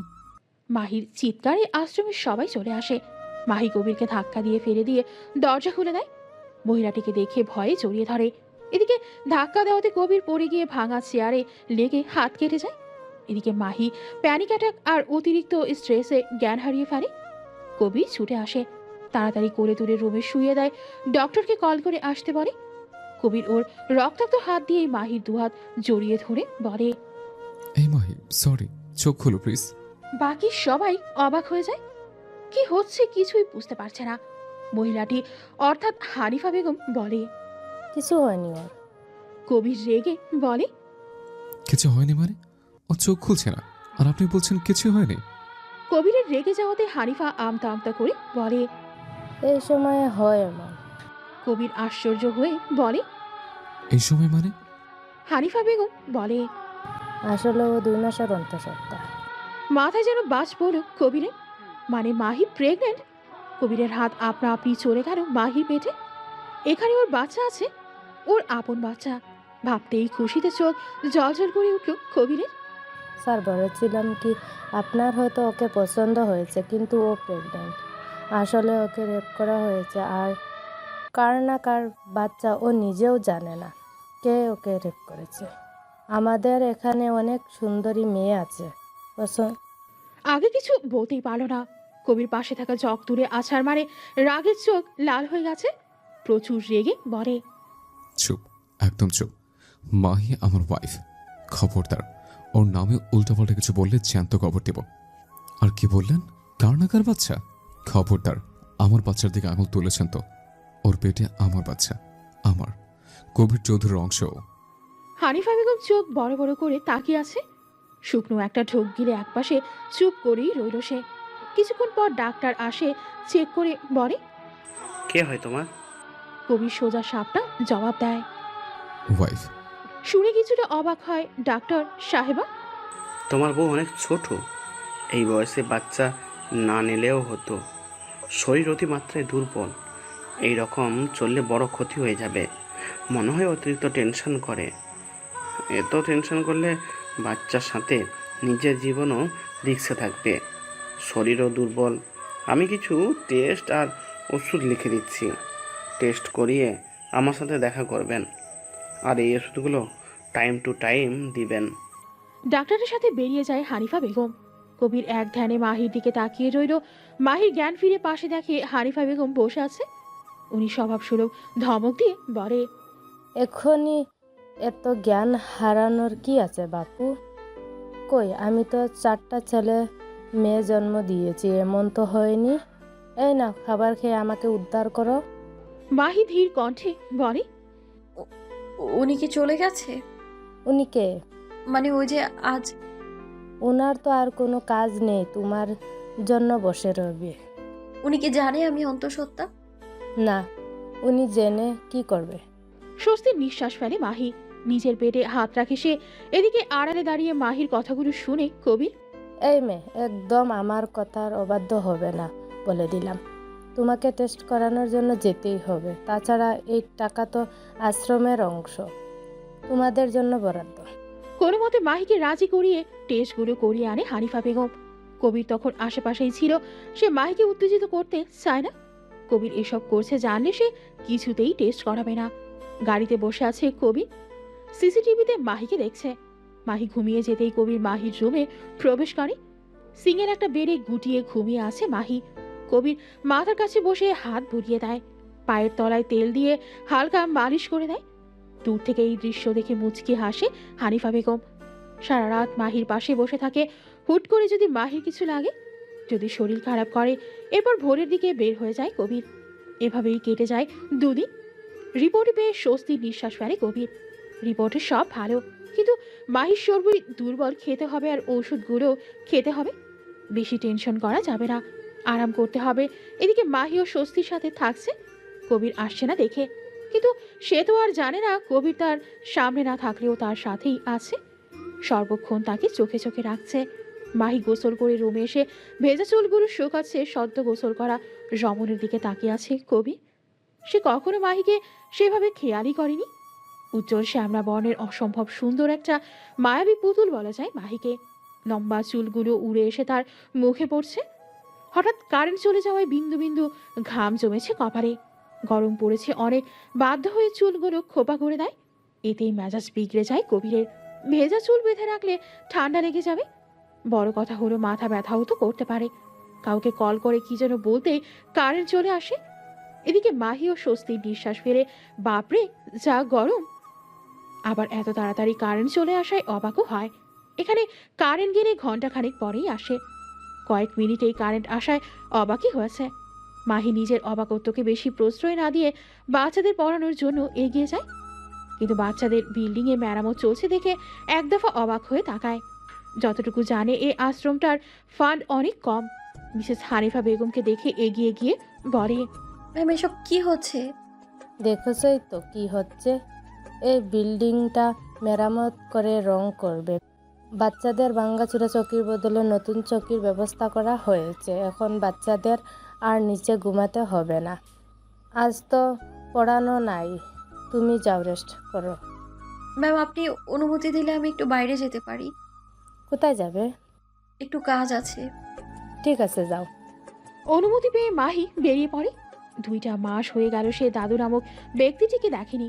হাজার হোক বাবা মার পরে সেই একজন আপন বলেছিল। মাহি বোরখা পরে ন্যাকাপ পরে নেয়। কিছু দূর হেঁটে বাসের জন্য অপেক্ষা করতেই বাস চলে আসে। মাহি বাসে উঠে পড়ে। এত গরম, তার উপর এই মানুষের ভিড়ে অস্বস্তি লাগছে খুব। তার উপর একটা লোক কিভাবে যেন চেয়ে আছে তার দিকে। মাহি সিটে হেলান দিয়ে মাথা এলিয়ে দেয়। ইদানিং শরীর বড্ড অচল হয়ে গেছে। ধপ করে পাশের সিটে কেউ একজন বসতেই পাশে তাকায় মাহি। মাস্ক পরিহিত একটা লোক, তার পাশের ওই লোকটা কোথায় গেল? যাই হোক, অমন অশ্লীল লোকের থেকে তো ভালো গায়ে ঘেঁষছে না। অস্বস্তিও কম লাগছে। দূরত্ব রেখে সিটে হেলান দেয় মাহি। নিকাপটা একটু সরিয়ে জানালার দিকে মুখ করে বসে। সিটে আরও একটু হেলেই চোখ বন্ধ করে পেটে হাত রেখে বলে, এই দুনিয়ায় তোমার আম্মু বড্ড অসহায়। তুমি ছাড়া হয়তো তোমার আম্মুর আর কেউ নেই। এই নিষ্ঠুর পৃথিবীতে তোমাকে এনে কোনো ভুল করছি না তো আমি? কবির মাহির ধীরে বলা কথাও কান পেতে শুনল। একটা দীর্ঘশ্বাস ফেলে চুপ করেই রইল। পাশে বসা ব্যক্তিটি আর কেউ নয়, কবির। মাহিকে একা ছেড়ে কোনো রিস্ক নিতে চায় না সে, তাই সাথেই এসেছে। তবে অচেনা বেশে। নিজের বাড়ির সামনে দাঁড়িয়ে আছে মাহি, একবার দাদুর দেখা পাবার আশায়। এই সময়ে দাদু নামাজ পড়তে বের হয়, কিন্তু নামাজের সময় পার হয়ে গেছে। দাদুকে বেরোতে না দেখে হাতের রং ওঠা ঘড়ির দিকে তাকায়। এখন না গেলে বাস আর পাবে না মাহি। তাছাড়া ট্যাক্সিতে যাবার টাকাও নেই তার কাছে। এই গরমে বোরখা নেকাব পরে অস্থির লাগছে মাহির। বাড়ির সামনের রাস্তা থেকে হেঁটে খানিকটা পথ যেয়ে নেকাবটা তুলে মাহি ব্যাগ থেকে পানির বোতল নিয়ে মুখে পানি দেয়। একটু পানি খেয়ে ব্যাগে রেখে হাঁটতে থাকে। দূর থেকে মাহিকে দেখে একটা দীর্ঘশ্বাস ফেলে কবির। মাহি কিছু দূর হাঁটতে একটা রিস্কা এসে থামে তার সামনে। ফোকলা হেসে লোকটি বলে, আম্মা যাইবেন নাকি? না চাচা, আপনি যান। আম্মা চলেন না, সকাল থেকে একটাও লোক উঠে নাই, খাওয়ানোর টাকা নাই। মাহি ব্যাগ হাতড়ে দেখে তার কাছে 70 টাকা আছে। বাসে 50 টাকা নিলে আর থাকবে 20 টাকা। মাহি 20 টাকা লোকটাকে দিয়ে বলে, চাচা, আমার কাছে এর চেয়ে বেশি নেই। এটা নিয়ে আপনি কিছু খেয়ে নিন। আম্মা আপনি অনেক ভালা, আসেন আপনাকে নামাইয়া দিই। দেখা মনে হইতেছে আপনি অনেক আইলা গেছেন। না চাচা, ঠিক আছে আমি, আপনি গিয়ে কিছু খেয়ে আসেন। না আম্মা, আপনি কই রাখবেন কোন, আপনারা নামাইয়া আমি খামু। মাহি লোকটাকে অনেকবার বললেও লোকটার সাথে পেরে ওঠে না, তাই রিকশায় উঠে বসে। এমনিতেও শরীর খারাপ করছে। বাস স্ট্যান্ডে এসে রিকশা থামে। লোকটা থেকে বিদায় নিয়ে বাসে উঠে বসে মাহি। বারবার আল্লাহকে ডাকছে, শরীর খারাপ করছে। বাকি পথ যেতে পারবে তো? প্রচুর গরমে বোরকার ভেতরে জামা ঘামে ভিজে গেছে। শরীর গুড়িয়ে উঠছে, আর না পেরে বমি করে দিল মাহি পাশের ব্যক্তিটার গায়ে। ভয়ে ভয়ে তার দিকে তাকায় মাহি। এই তো সেই ব্যক্তিটাই আসার সময় যে ছিল। মাহি আবারও বমি করে দেয়। এতে বাসের সবাই বিরক্ত হয়, নানান কথা বলতে থাকে। পাশের ব্যক্তিটি মাহির দিকে তাকিয়ে বলে, কি হয়েছে? শরীর খারাপ করছে? বলো ড্যামিট, কি হচ্ছে? কষ্ট হচ্ছে? মাহি বাসের সবার কথায় ভয়ে পাশের মানুষটির দিকে তাকায়। সবাই যেখানে তাকে বাস থেকে নামিয়ে দেওয়ার কথা বলছে, লোকটি তাকে জিজ্ঞাসা করছে সে কেমন আছে। কিন্তু আশেপাশে মানুষের কথায় চরম রেগে যায়। চুপ, কেউ আর একটা কথা বলে এখনই বাস থেকে ফেলে দেবো। এমন রাগান্বিত স্বরে বলা হুমকিতে সবাই চুপ হয়ে যায়। সবাই চুপ হলেও মাহি চুপ থাকলো না। এই রাগের স্বরের সাথে পূর্ব পরিচিত সে। কে আপনি? কবির মাহির দিকে চেয়ে পানি হাতে ধরিয়ে দেয়। মুখের মাস্কটা খুলতেই অবাক হয়ে তাকায় মাহি। আপনি? কবির রেগে বলে, আমি না তো কে, ভূত। পানি খাও। বলে কবির উঠে ড্রাইভারকে গাড়ি থামাতে বলে। বাস থামতেই কবির নেমে আবারও 5 মিনিট পরে উঠে আসে। মাহি অবাক হয়েই রয়েছে তখন থেকে। আশেপাশে সবাই ফিসফিস করছে। কবিরের অন্য টি শার্ট পরে আসতে দেখে আরো অবাক হয় মাহি। কবির মাহির দিকে হাত বাড়িয়ে দেয়। মাহি একে তো অবাক, কিন্তু চুলে চলো বলায় মুখ ফিরিয়ে নেয়। কবির ওর পাশে বসে বলে, কোনো সিনক্রিয়েট ছাড়া আমার সাথে যাবে নাকি তোরে নিয়ে যাবো? দেখুন আপনি। পরে দেখবো। বলেই মাহিকে হাত ধরে উঠিয়ে নেয়। ছাড়ুন, বাঁচাও। চুপ, বাঁচাও বাঁচাও আবার কি? সাবের কাছে কিসের বাঁচাও? আপনি? কবিরের চোখ রাগানি দেখে ভয়ে আর কিছু বলল না মাহি। তার মধ্যে তার শরীর যেন চলছে না একদমই। বাস থেকে নেমে দেখে পাশেই কার দাঁড় করানো আছে। কবির মাহির ন্যাকাপটা খুলে দেয়, ভেতরে বসিয়ে এসি অন করে দেয়। মাহি দুর্বল চোখে সবটা দেখছে, কিছু বলার শক্তিও পাচ্ছে না। কবির রুমাল ভিজিয়ে মাহির মুখ মুছিয়ে দেয়। কুড়ি করতে বলে একটা জুসের বোতল তার দিকে এগিয়ে দেয়। খেয়ে নাও, বেটার লাগবে। মাহি খাবে না বললে রেগে বলে, খাবে নাকি খাওয়াবো? মাহি একটু খেয়ে নেয়। দুর্বল মাহিকে জড়িয়ে ধরে গাড়ি চালাতে ইশারা করে ড্রাইভারকে। মাহি নিজেকে ছাড়াতে চাইলেও পারে না, বিন্দুমাত্র শক্তি নাই, তবুও ছাড়াতেই হবে। শুয়ে থাকো। মাহি শুয়েই ঘুমিয়ে পড়ে। কবির মাহির মুখের দিকে তাকিয়ে চোখ নিচে কালি পড়েছে, চোখে মুখে স্পষ্ট টায়ার্ডনেস। মাহির কপালে চুমু দিয়ে ভালোভাবে জড়িয়ে ধরে। মাহির ঘুম ভাঙতেই নিজেকে পরিচিত রুমটায় দেখে হানিফা বেগম পাশেই বসে আছে। এখন কেমন লাগছে? ভালো। আমি এখানে কিভাবে? স্যার নিয়ে এসেছে। মাহির সব কথা মনে পড়তেই চোখ মুখ শক্ত করে ওঠে। তখনই রুমে প্রবেশ করে মেঘ। মেঘকে দেখে এক দফা অবাক হয়ে তাকায় মাহি। মেঘ মাহির পাশে বসে। কেমন আছিস? তুমি এখানে? এতটা রাগ মাহি, একবারও কল করিসনি, নিজের ফোন নম্বরও চেঞ্জ করেছিস। রাগ? রাগ কেন করব? মাফ করে দে মাহি, আই অ্যাম সরি, আমি তোর প্রতি অন্যায় করেছি। বলে মাথা নিচু করে ফেলে। তুমি কিভাবে জানো আমি এখানে?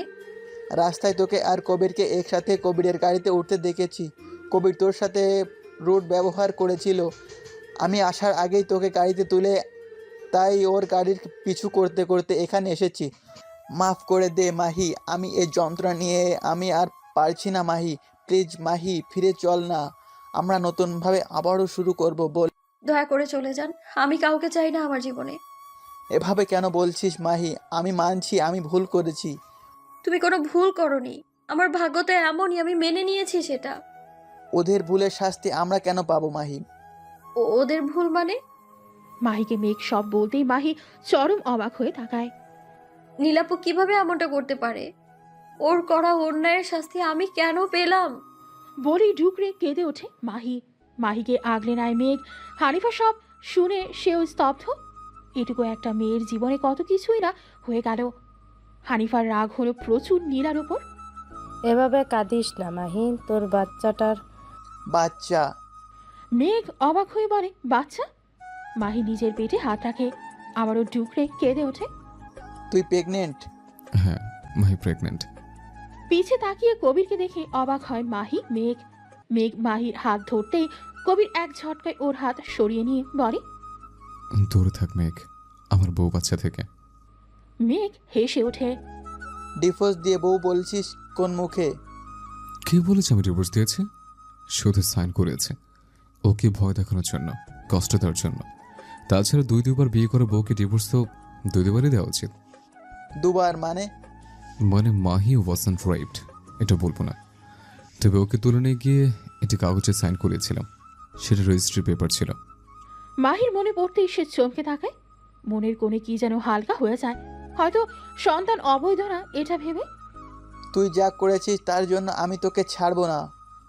ছাড়বে কিনা সেটা তোর ব্যাপার, আমার বউ আর সন্তান থেকে দূরে থাকবে, সেটা না হলে আমি তোকে ছাড়বো না। ধমকাচ্ছিস? সেটাই মনে কর। আমি অনেক খুশি জানিস, আমার সন্তানের পৃথিবীতে আসবে। কোন সন্তান? মাহির কথায় অবাক হয়ে তাকায় মেঘ, কিন্তু কবির অবাক হয় না। একদম নিজের সন্তান বলে দাবি করবেন না। কি গ্যারান্টি এটা আপনার সন্তান? এই সন্তান আমার কাছে একটা রেপিস্টের সন্তান, আর আমি তো ফষ্টি নষ্টি করে বেড়াই। হতে পারে। কিছু বলার আগেই কবির ভয়ানক কাণ্ড করে বসে। সবার সামনেই মাহির মুখ আটকে দেয়। হানিফা বেগম মাথা নিচু করে বেরিয়ে যায়। মেঘ রেগে বেরিয়ে যায়। মাইকে ছেড়ে ওর মুখের দিকে তাকায় কবির। মেয়েটা শক্ট হয়ে আছে, হেসে ওর কপালে ঠোঁট ছোঁয়ায়। চোখ দিয়ে গড়িয়ে পড়ে পানি। মাহি অবাক হয়, কাঁদছে কবির।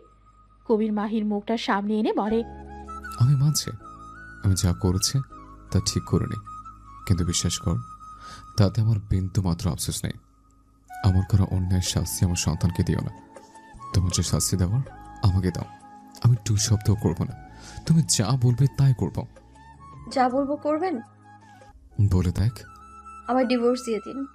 আমি পারবো না আপনার সাথে থাকতে। আমি জানি আপনি আমায় জোর করে আপনার সাথে থাকতে বাধ্য করবেন, কিন্তু আমি পারবো না থাকতে। কবির বিচলিত হয় না, খুব শান্তভাবে বলে, দিব। অবাক হয়ে তাকায় মাহি। কবির যে মেনে যাবে ভাবতেই পারিনি। তবে একটা শর্ত আছে।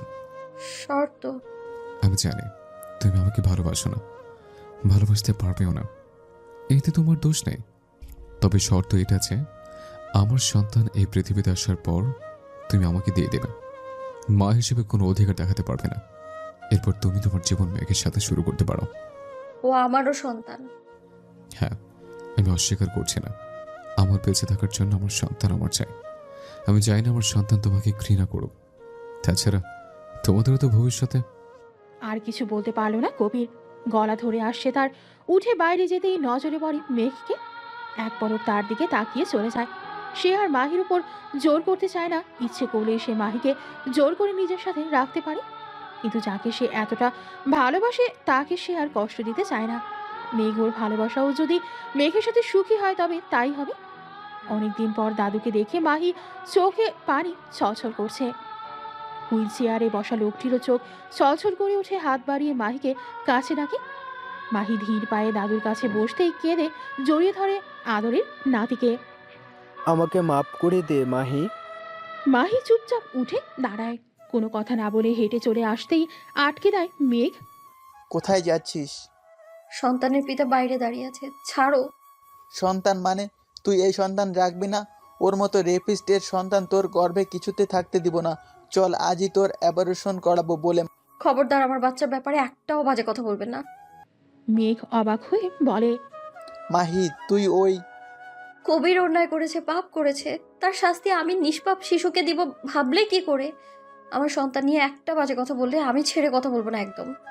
বলে রেগে হন হন করে বেরিয়ে যায় মাহি। মেঘ মাহির এমন রৌদ্র রূপ দেখে অবাক হয়েছে। এত কিছু হলেও মাহিকে এতটা রাখতে দেখেনি মেঘ।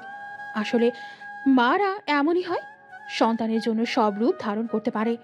সহজ সরল মেয়েটাকে এভাবে রাখতে দেখে অবাক হয়েছে সবাই। মাহি? কবিরের ডাকে ওর দিকে তাকায় মাহি। ধন্যবাদ কেন? আজকের জন্য। আপনি আবার এটা ভাববেন না যে আমি আপনার করা অন্যায়ের কথা ভুলে গেছি। এখন কোথায় যাচ্ছি? বাসায়। আপনার মা কি মানবে এটা আপনার সন্তান? উনি স্টপ মাহি। কে কি মানলো আর না মানলো তাতে কিচ্ছু যায় আসে না। নো মোর ওয়ার্ডস। হুট করে কবিকে রেগে যেতে দেখে চুপ হয়ে যায় মাহি। বাসায় পৌঁছাতেই দেখে কবিতা দাঁড়িয়ে আছে। মাহিকে দেখে এসে জড়িয়ে ধরে। কেমন আছো মাহি? ভালো আপু, আপনি? ভালো না থেকে আর কোথায় যাব? ফুপি হচ্ছি, এত বড় খুশির খবর কেউ ভালো না দেখতে পারে? এসো বসো। মাহি বসতেই এক গ্লাস পানি হাতে বেরিয়ে আসে কবিতার মা। পানি মাহির দিকে এগিয়ে দিতেই পানি অবাক হয়ে তাকায়। বাইরে অনেক রোদ, খেয়ে নাও। মাহি পানি একটু খেয়ে রেখে দেয়। মেয়েটা রেস্ট করতে দে। মাহি যাও, রুমে গিয়ে ফ্রেশ হয়ে নাও। আমি তোমার জন্য খাবার পাঠাচ্ছি, কবিরকে রুমে নিয়ে যা। কাজল বেগমের এমন ব্যবহারে অবাক হয় মাহি। কথায় কথায় যে তাকে এটা ওটা বলতো, সে আজ এত ভালো ব্যবহার করছে। মাহি ধীর পায়ে রুমের দিকে যায়। দুদিন পরে।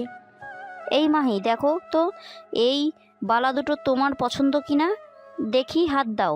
বিয়ের পর মেয়েদের হাত খালি থাকতে নেই, এটা সবসময় পরে থাকবে। এইটা আমার শাশুড়ি আমাকে দিয়েছে। কাজল বেগম কিছুক্ষণ থেমে বলে, আমার ব্যবহারে অবাক হচ্ছ? আমি জানি তোমার সাথে অনেক খারাপ ব্যবহার করেছি। আমি সব সত্যি জেনেছি। আমার ছেলের করা কাজের জন্য আমি লজ্জিত। এই রাগ, এই জিদ সবটাই ওর বাবা থেকে পেয়েছি। 15 বছর বয়সে এই বাড়ির বউ হয়ে এসেছিলাম। নিজের পরিবার আর ভালোবাসা ছেড়ে চলে এসেছিলাম এই পরিবারে। নিজের পরিবার আর ভালোবাসা ছেড়ে চলে এসেছিলাম এই পরিবারে। বিয়ের কয় মাস পরে কবিতা আমার পেটে আসে। তোমার শ্বশুর কবিতা পেটে থাকার পরও অমানুষের মতো ব্যবহার করত। প্রচুর কষ্ট হতো। খুব একটা বয়স ছিল না। সব কথা শাশুড়িকে বললে তিনি বলতেন এসব মেয়েদের সহ্য করতে হয়। সেভাবেই চলতে থাকে সময়। কবিতার যখন 4 বছর, তখন কবিরের কেবল 2 মাস। কবির হওয়ার পর আমি প্রায় অসুস্থ হয়ে পড়তাম। কিশোরী মনে একটু ভালোবাসা চাইতাম, কিন্তু পেতাম শুধু অবহেলা। আমার যখন 2 সন্তান, তখন আমার বয়স 20 বছর। তোমার শ্বশুরের কোনো মেয়ের সাথে নাকি সম্পর্ক ছিল। এই নিয়ে একদিন আমার সাথে খুব ঝগড়া হয়। কোনো মেয়ে তার স্বামীকে অন্য কোনো সাথে সহ্য করবে? তাই রাগ করে 2 সন্তান নিয়ে বাবার বাসায় আসি। দেখা হয় তখন প্রিয় সেই মানুষটার সাথে, কিন্তু ততদিনে মানুষটাকে আর মনের মধ্যে রাখিনি।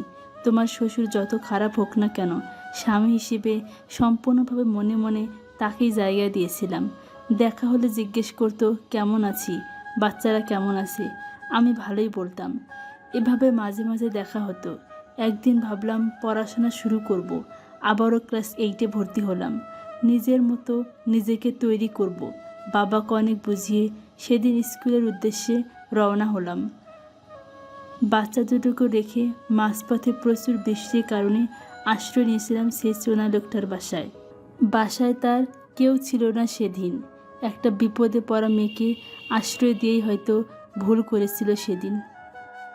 মাহি আগ্রহ নিয়ে তাকায়। বৃষ্টি কমতে কমতে প্রায় বিকেল হয়ে গেছিল। চারদিকে ঘন অন্ধকার ডুবেছিল পরিবেশ। বাইরের এক কোণায় গুটিয়ে বসেছিলাম আমি। তার দেওয়া একটা পোশাক গায়ে দিয়ে ওনার মায়ের একটা শাড়ি ছিল। বাচ্চাদের জন্য চিন্তা হচ্ছিল। কবিতা একটু বড় হলেও কবির বেশ ছোট ছিল। আমাকে চিন্তা করতে দেখে উনি আমাকে বাড়ি পর্যন্ত এগিয়ে দিয়ে আসে সেই ওই বাদলের দিনে। আর সে ঝড়ের মধ্যে তখন ভিজতে ভিজতে আসছিল তোর শ্বশুর। আমাদের একসাথে দেখে উনি কোনো কিছু না জেনেই তা ভেবে বসে থাকে। তোমার শ্বশুর আমাকে বাড়িতে তুলবে না কিছুতেই। বাচ্চাদের নিয়ে উনি ফিরে আসে। এরপর কেটে যায় 5 বছর। ছেলে মেয়েদের মুখ পর্যন্ত আমাকে দেখতে দেওয়া হয়নি এই 5 বছরে। ছেলেটা বড় হয়েছিল, মেয়েটাও বড় হয়েছিল। একদিন আমার শ্বশুর আসে আমাদের বাড়িতে। উনি আমাকে আবার এই সংসারে ফিরিয়ে আনে। শুরু হয় আবারও সেই সংসার। এই সংসারে আমি সব পেলেও আমার ছেলেকে পাইনি। ও কখনো আমার কাছে আসতো না। ধীরে ধীরে বড় হতে থাকে আর আমার থেকে দূরত্ব বজায় রাখে। তারপর থেকে এভাবেই চলছে। আমি থেকেও ওর জীবনে কোথাও নেই। এরপর ওর বাবা মারা যাবার পর আমাকে বলে আমি নাকি কারোর সাথে পালিয়ে গেছিলাম, আমি খারাপ। তারপর থেকে এভাবেই চলছে। আমার ছেলে তোমার সাথে যে অন্যায় করেছে তা ক্ষমার অযোগ্য, কিন্তু ওর সাথেও যে ধোঁকা হয়েছে। ভালো তো তোমাকে বাঁচত, শুধু চিনতে পারেনি। আমি তোমাকে এসব বলে ছেলের সাফাই গাইছি না। তোমার জীবনে তুমি যেই সিদ্ধান্ত নাও আমি সবসময় তোমার সাথে আছি। আর তোমার সাথে করা খারাপ ব্যবহারের জন্য আমাকে ক্ষমা করে দিও। আজ থেকে তুমি আমাকে মা বলে ডাকবে। যতদিন তুমি থাকবে আমাকে মা বলেই ডাকবে, কেমন? দেখছো কত কথা বলছি। আমি তোমার জন্য খাবার নিয়ে আসি। এই সময় একটু বেশি বেশি করে খেতে হয়। মাহি কাজল বেগমের যাওয়ার দিকে তাকিয়ে একটা দীর্ঘশ্বাস ফেলে। জীবন কোথায় থেকে কোথায় মোড় নিচ্ছে নিজেই যেন বুঝে উঠতে পারছে না। রাতে বেশ দেরি করে বাসায় ফেরে কবির। রুমে এসে মাহিকে বসে থাকতে দেখে অবাক হয় কবির। কি হয়েছে, ঘুমাওনি? শরীর খারাপ? ডক্টর ডাকবো? না। তাহলে তুমি জেগে আছো কেন? কি ফুচকা, তাও এত রাতে? হুম। কাল খেও, এখন ঘুমাও। ঠিক আছে। বলে খাটে শুয়ে পড়ে। কিছুক্ষণ পর প্লেটে ফুচকা নিয়ে এসে মাহিকে ডাক দেয়। মাহি, হুম। নাও খাও। মাহি ফুচকা দেখে অবাক হয়ে বলে, আপনি ফুচকা পেলেন কোথায়, তাও এত রাতে? ফুচকা নিয়ে এসেছিলাম তোমার জন্য। ভাবলাম এতবার বমির পর একটু চটপটে খাবার যদি তোমার ভালো লাগে।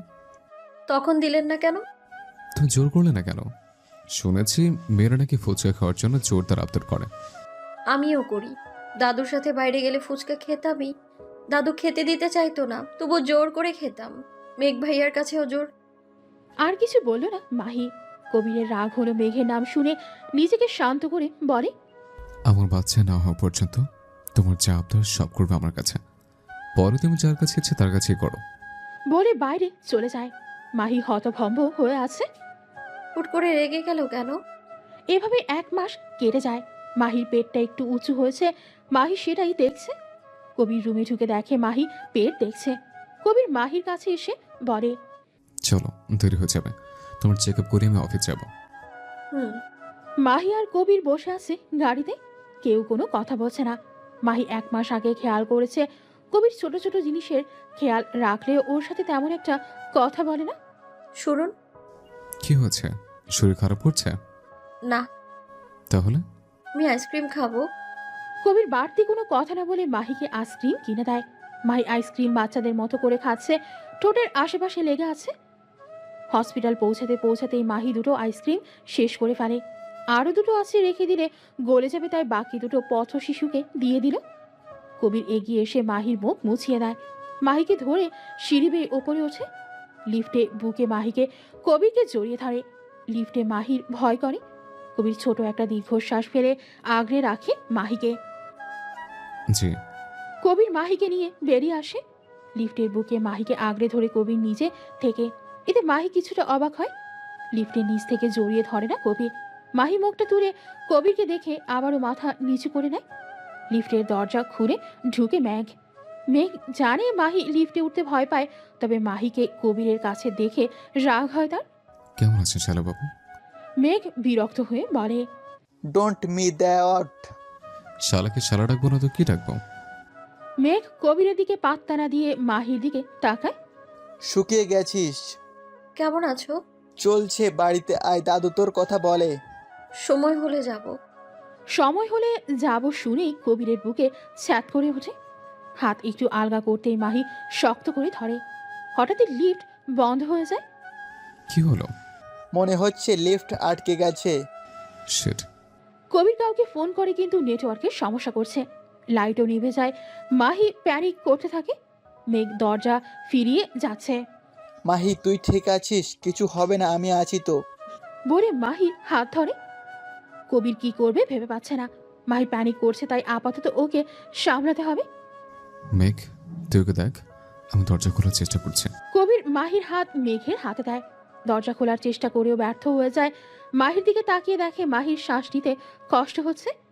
কবির মাহির দিকে এগিয়ে হাত ধরতেই মাহি কবিরকে জড়িয়ে ধরে। কবির মাহির হাতটা ছাড়িয়ে বলে, 1 মিনিট মেঘের কাছে থাকো, আমি দরজা খোলার চেষ্টা করি। মাহি আরো শক্ত করে জড়িয়ে ফুপিয়ে ওঠে। কবির মাহির দুগালে হাত রেখে মুখটা উঁচু করে। আমার বাচ্চা বলেই ফুপিয়ে ওঠে। কিচ্ছু হবে না আমাদের বেবের, আমি আছি তো, জোরে শ্বাস নাও, কিচ্ছু হবে না। মাহি একটু শান্ত হলে কবির ওর মাথা বুকে চেপে ধরে বলে, শোনো। ধূপ ধূপ শব্দ মাহির কান পৌঁছাতেই মাহি চুপ হয়ে যায়। কবির মাথায় বার কয়েক চুমু দিয়ে চোখ বন্ধ করে নেয়। মেঘ নিঃশব্দে সবটা দেখছে। একটু পরেই লিফটের দরজা খুলে যায়। কবির মাহিকে নিয়ে বের হয়। ডক্টর সামনেই ছিল, তিনি দ্রুত মাহিকে চেক আপ করে। ঠিক আছে, ভয় পেয়েছে শুধু।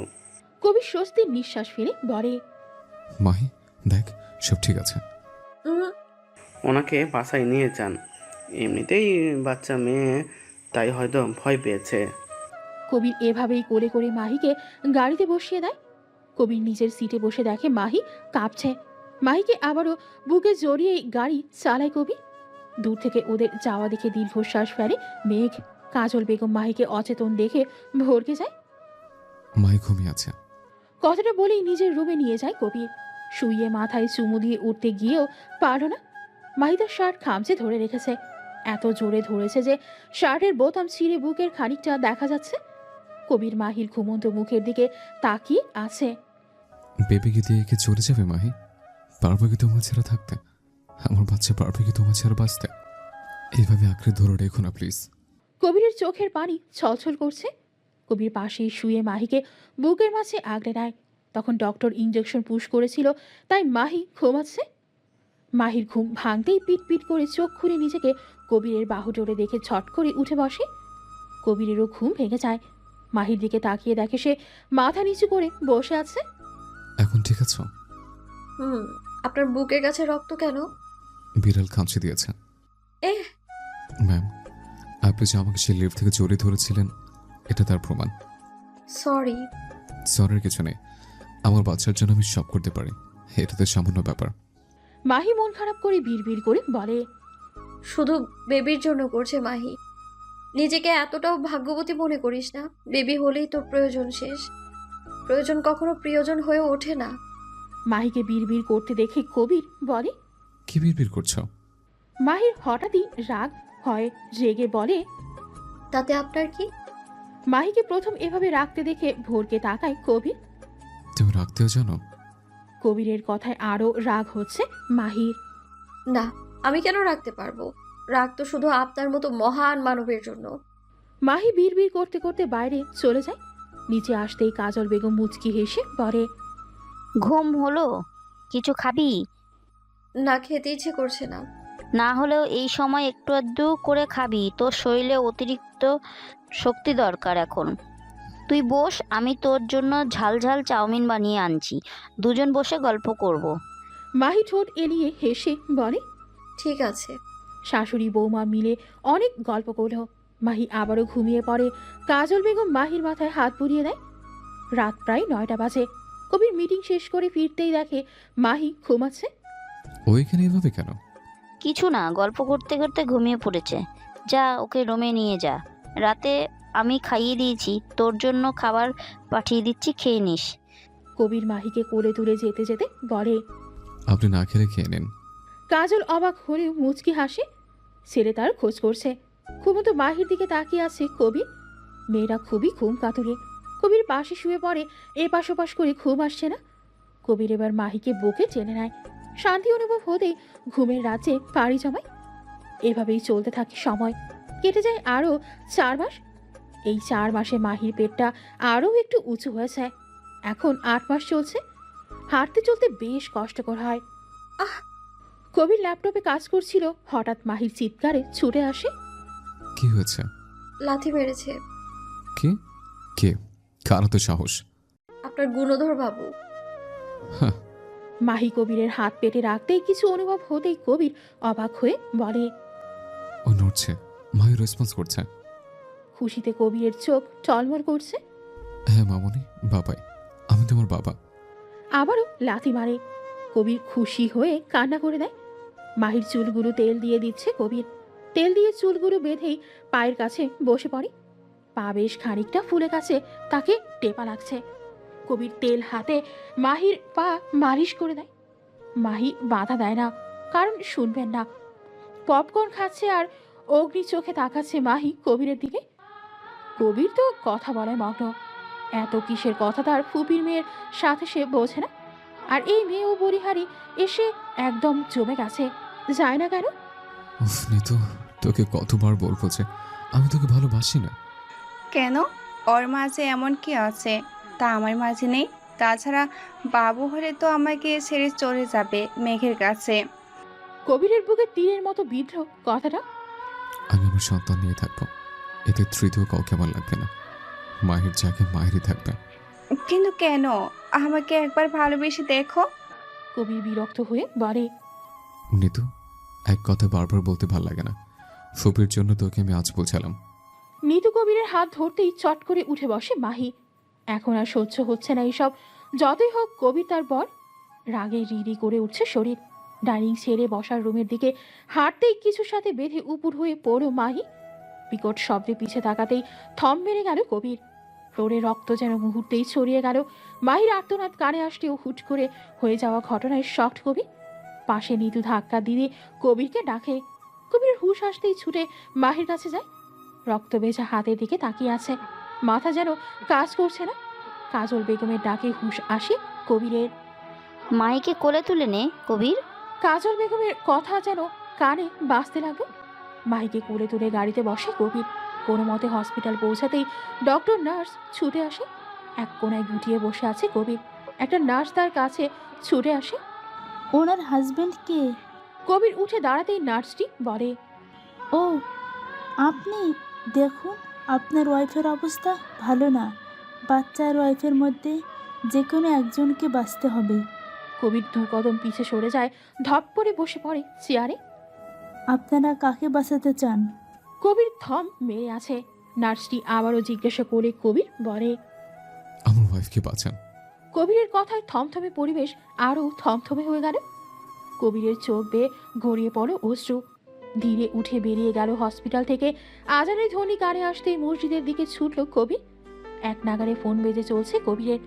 কবির মসজিদেই বসে আছে। গায়ে তার এখনো ছিটে ছিটে রক্ত লেগে আছে। কবিতার নাম দেখে ফোন ধরে কবির। কানে ফোন ধরতেই ভেসে আসে সদ্য জন্মানো কোনো বাচ্চার আওয়াজ। ওপাশ থেকে কবিতা বলে। শুনতে পাচ্ছিস কবির? তোর বাচ্চার শব্দ। কবিরের চোখ বেয়ে নোনা জল গড়িয়ে পড়ে। অস্পষ্ট স্বরে বলে। মাহি, আপু। তুই জলদি আয়। বলে ফোন কেটে দেয়। অজানা আতঙ্কে বুক কেঁপে উঠল কবিরের।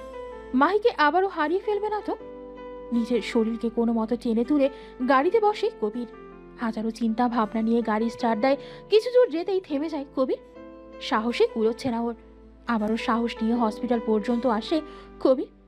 এলোমেলো পায়ে হেঁটে আসতেই দেখে কবিতা বসে আছে। হাতে তোয়ালে মোড়ানো একটা বাচ্চা কবির এসে ধীর কণ্ঠে বলে। আপু মাহি। কবিতা কিছু বলার আগেই ডক্টর বেরিয়ে আসে। মাহি, বেঁচে আছে। মেয়েটা অনেক স্ট্রং আর সাহসীও বটে। এখনও বাচ্চা টাইপ লাগে। ওই যে কথায় আছে না, রাখে আল্লাহ মারে কে। আল্লাহ হায়াত দিলে আমরা তো মানুষ মাত্র। ও র্যাঙ্ক ফিরে না এখনও। আশা করছি 24 ঘন্টার মধ্যে জ্ঞান ফিরবে। পিটপিট করে চোখ খুলতেই সামনের সাদা ছাদ নজরে আসে মাহির। শরীরে অসহ্য ব্যথা, পেটে হাত দিতেই কেঁপে উঠল মাহি। আমার বাচ্চা বলেই কেটে দেয়। আপনি কান্না করছেন কেন? আমার বাচ্চা? আপনার বাচ্চা বেঁচে আছে, কান্না করবেন না। আপনার শরীর খুব দুর্বল। মাহির মুখে হাসি ফুটে উঠল। কিছু বলার আগেই নার্সটি বেরিয়ে যায়। নার্স বের হওয়ার কয়েক সেকেন্ড পরেই রুমে ঢুকে কবির। কবিরকে দেখে অবাক হয়ে তাকায় মাহি। কেমন এলোমেলো লাগছে। তুমি ঠিক আছো? কষ্ট হচ্ছে? মাহি মুচকি হাসে। আমার বাবু কোথায়? আইসিইউতে। কি হয়েছে? বলেই কেঁদে দেয় মাহি। কবির মাহির চোখের পানি মুছে দিয়ে বলে, সময়ের আগে চলে এসেছে, তাই কিছুদিন আইসিইউতে রাখবে ডক্টর। খেতে না প্লিজ। তোমরা দুজন বেঁচে আছো, এটাই অনেক। আমার এর চেয়ে বেশি কিছু চাওয়ার নেই। কবির মাহির কপালে চুমু দিয়ে হাত জড়িয়ে ধরে। চোখ মুখ লাল হয়ে আছে, মনে হচ্ছে কেটে দেবে। মাহির হাতে পরপর কয়েকটা চুমু এঁকে বুকের সাথে চেপে ধরে। ব্যথায় ছটফট করছে মাহি। সিজারের ব্যথায় হাড় কাঁপিয়ে জ্বর আসছে এই গরমে ও লেপের মধ্যে জড়িয়ে আছে মাহি। কবির এভাবে মাহিকে দেখতে পারে না, বেরিয়ে যায়। একদিকে বেবি, একদিকে মাহি। কবির চেয়ারে হেলান দিয়ে বসে, না আর পারছে না সহ্য করতে। হঠাৎ কেউ মাথায় হাত রাখতেই পাশে তাকিয়ে কাজলকে দেখে জড়িয়ে ধরে কেঁদে দেয় কবির। কাজল বেগম শক্তপোক্ত ছেলেটাকে কাঁদতে দেখে অবাক হলেও মাথায় হাত বুলিয়ে বলে, সব ঠিক হয়ে যাবে কবির। কবির ফুপিয়ে উঠে বলে, মাহির কষ্ট, বাচ্চার কষ্ট আমার সহ্য হচ্ছে না। নিজেকে অসহায় লাগছে। আমি চেয়েও কিছু করতে পারছি না তাদের জন্য। মাহির ঘুমন্ত মুখের দিকে তাকিয়ে আছে কবির।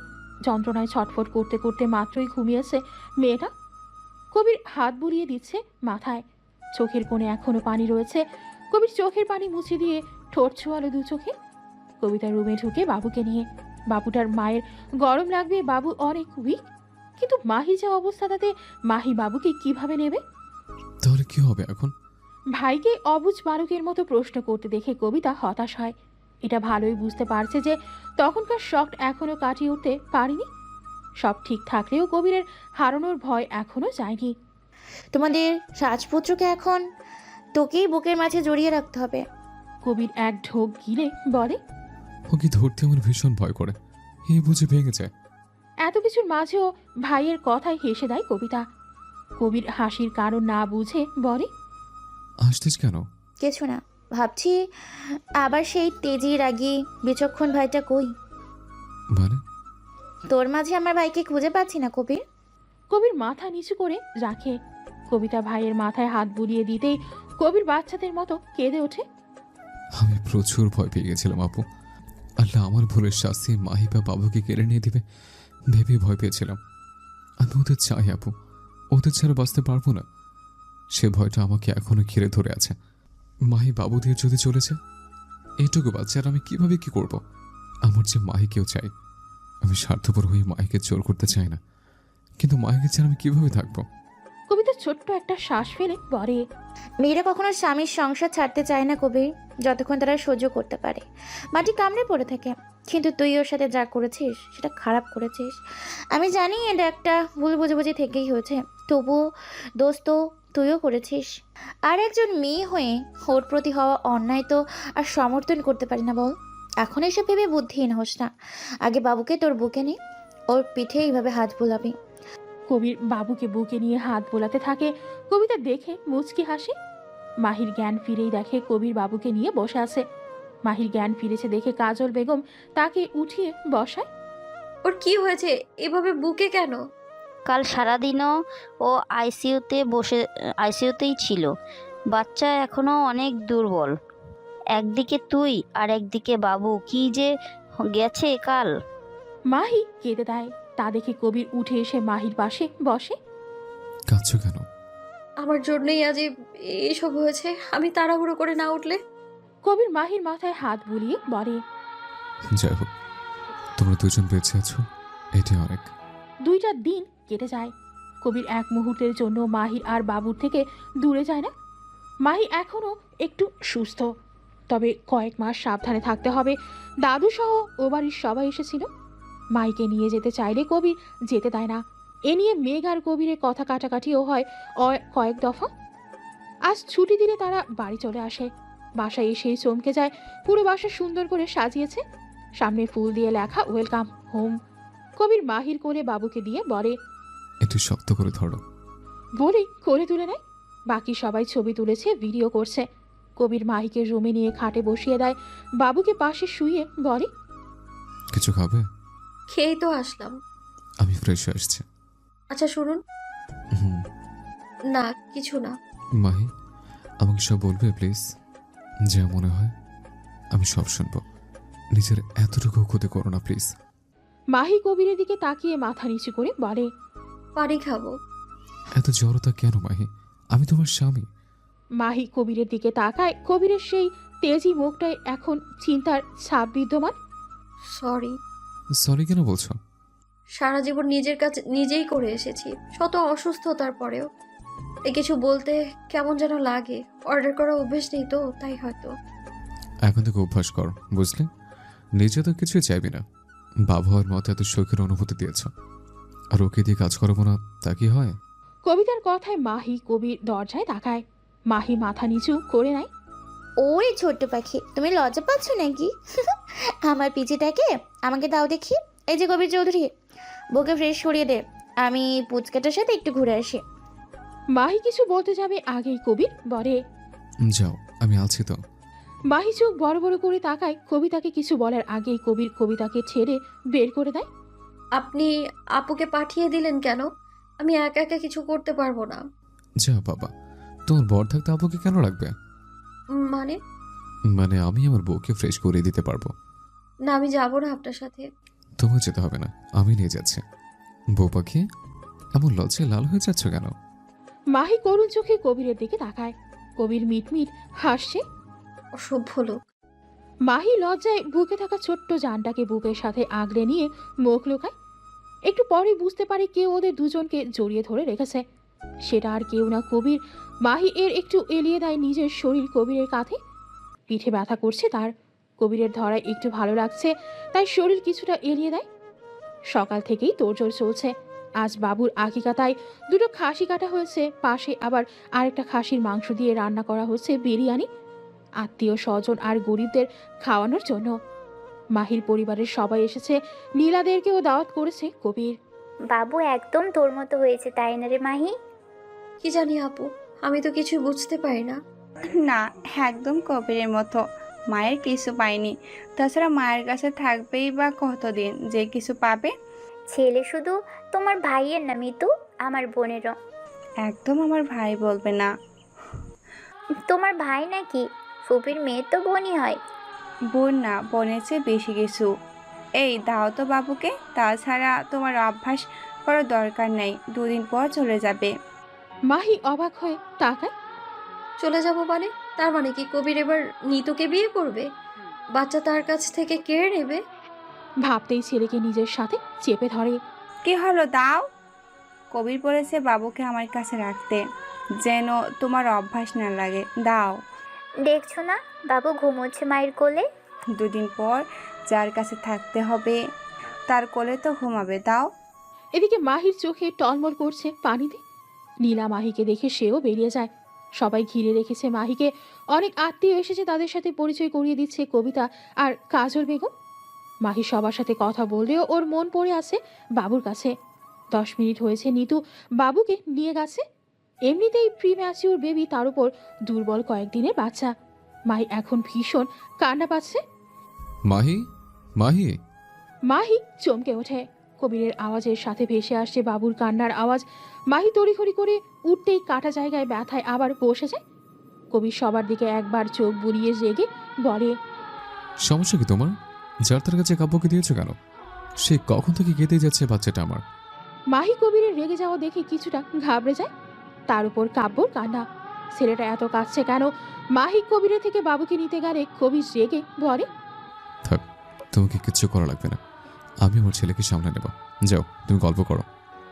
বলে কাব্যকে বুকের মাঝে নিতেই চুপ হয়ে যায়। নিতু কাঁচুমাচু করে বলে, আমিও তো বুকে নিয়েছিলাম, তখন তো কেঁদেছিল। কবির কড়া দৃষ্টিতে চেয়ে আবারও মাহির দিকে তাকায়। আমার কি দোষ? নিতু আপুই তো নিয়ে গেল। নিতু ফিতু যাই হোক, তুমি দিবে কেন? ডক্টর কি বলেছে মনে নেই? বাচ্চাকে 1 মাস সাবধানে রাখতে। আর যদি বাইরের কারো কাছে দিয়েছো তো পরে বকে দিয়েন, আমার কোলে দিন। আগে বলো, আর বাইরের কাউকে দিবা? কি বলছেন? সবাই কি মনে করবে? সবার কিছু মনে করবে না, কারণ তারা জানে বেবি এখনো মায়ের পেটে থাকার কথা, কিন্তু সে অনেক আগেই বাইরে চলে এসছে, তাই ওর এক্সট্রা খেয়াল রাখতে হবে। ঠিক আছে, আর কারো কাছে দিব না। ওর খেতে পেয়েছে, চলো রুমে। বলে বাবুকে মাহির কোলে দিয়ে বাবু সহ মাইকে কোলে তুলে নেয়। মাহি লজ্জা পেয়ে যায়, কারো দিকে তাকানোর সাহস করে না। সবার ফিসফিসানি কানে আসে শুধু। কাজল বেগম মুচকি হেসে সবার সাথে কথা বলতে শুরু করে। তা ভাবি, ছেলে তো দেখছি বউ পাগল। পরে আবার মাকেই দেখবে না দেখছি। এখনকার ছেলেরা বউ পেলে সব ভুলে যায়। আমি চাই আমার ছেলে বউ পাগল হোক, মা পাগল ছেলে আমার চাই না। কি যে বলেন ভাবি।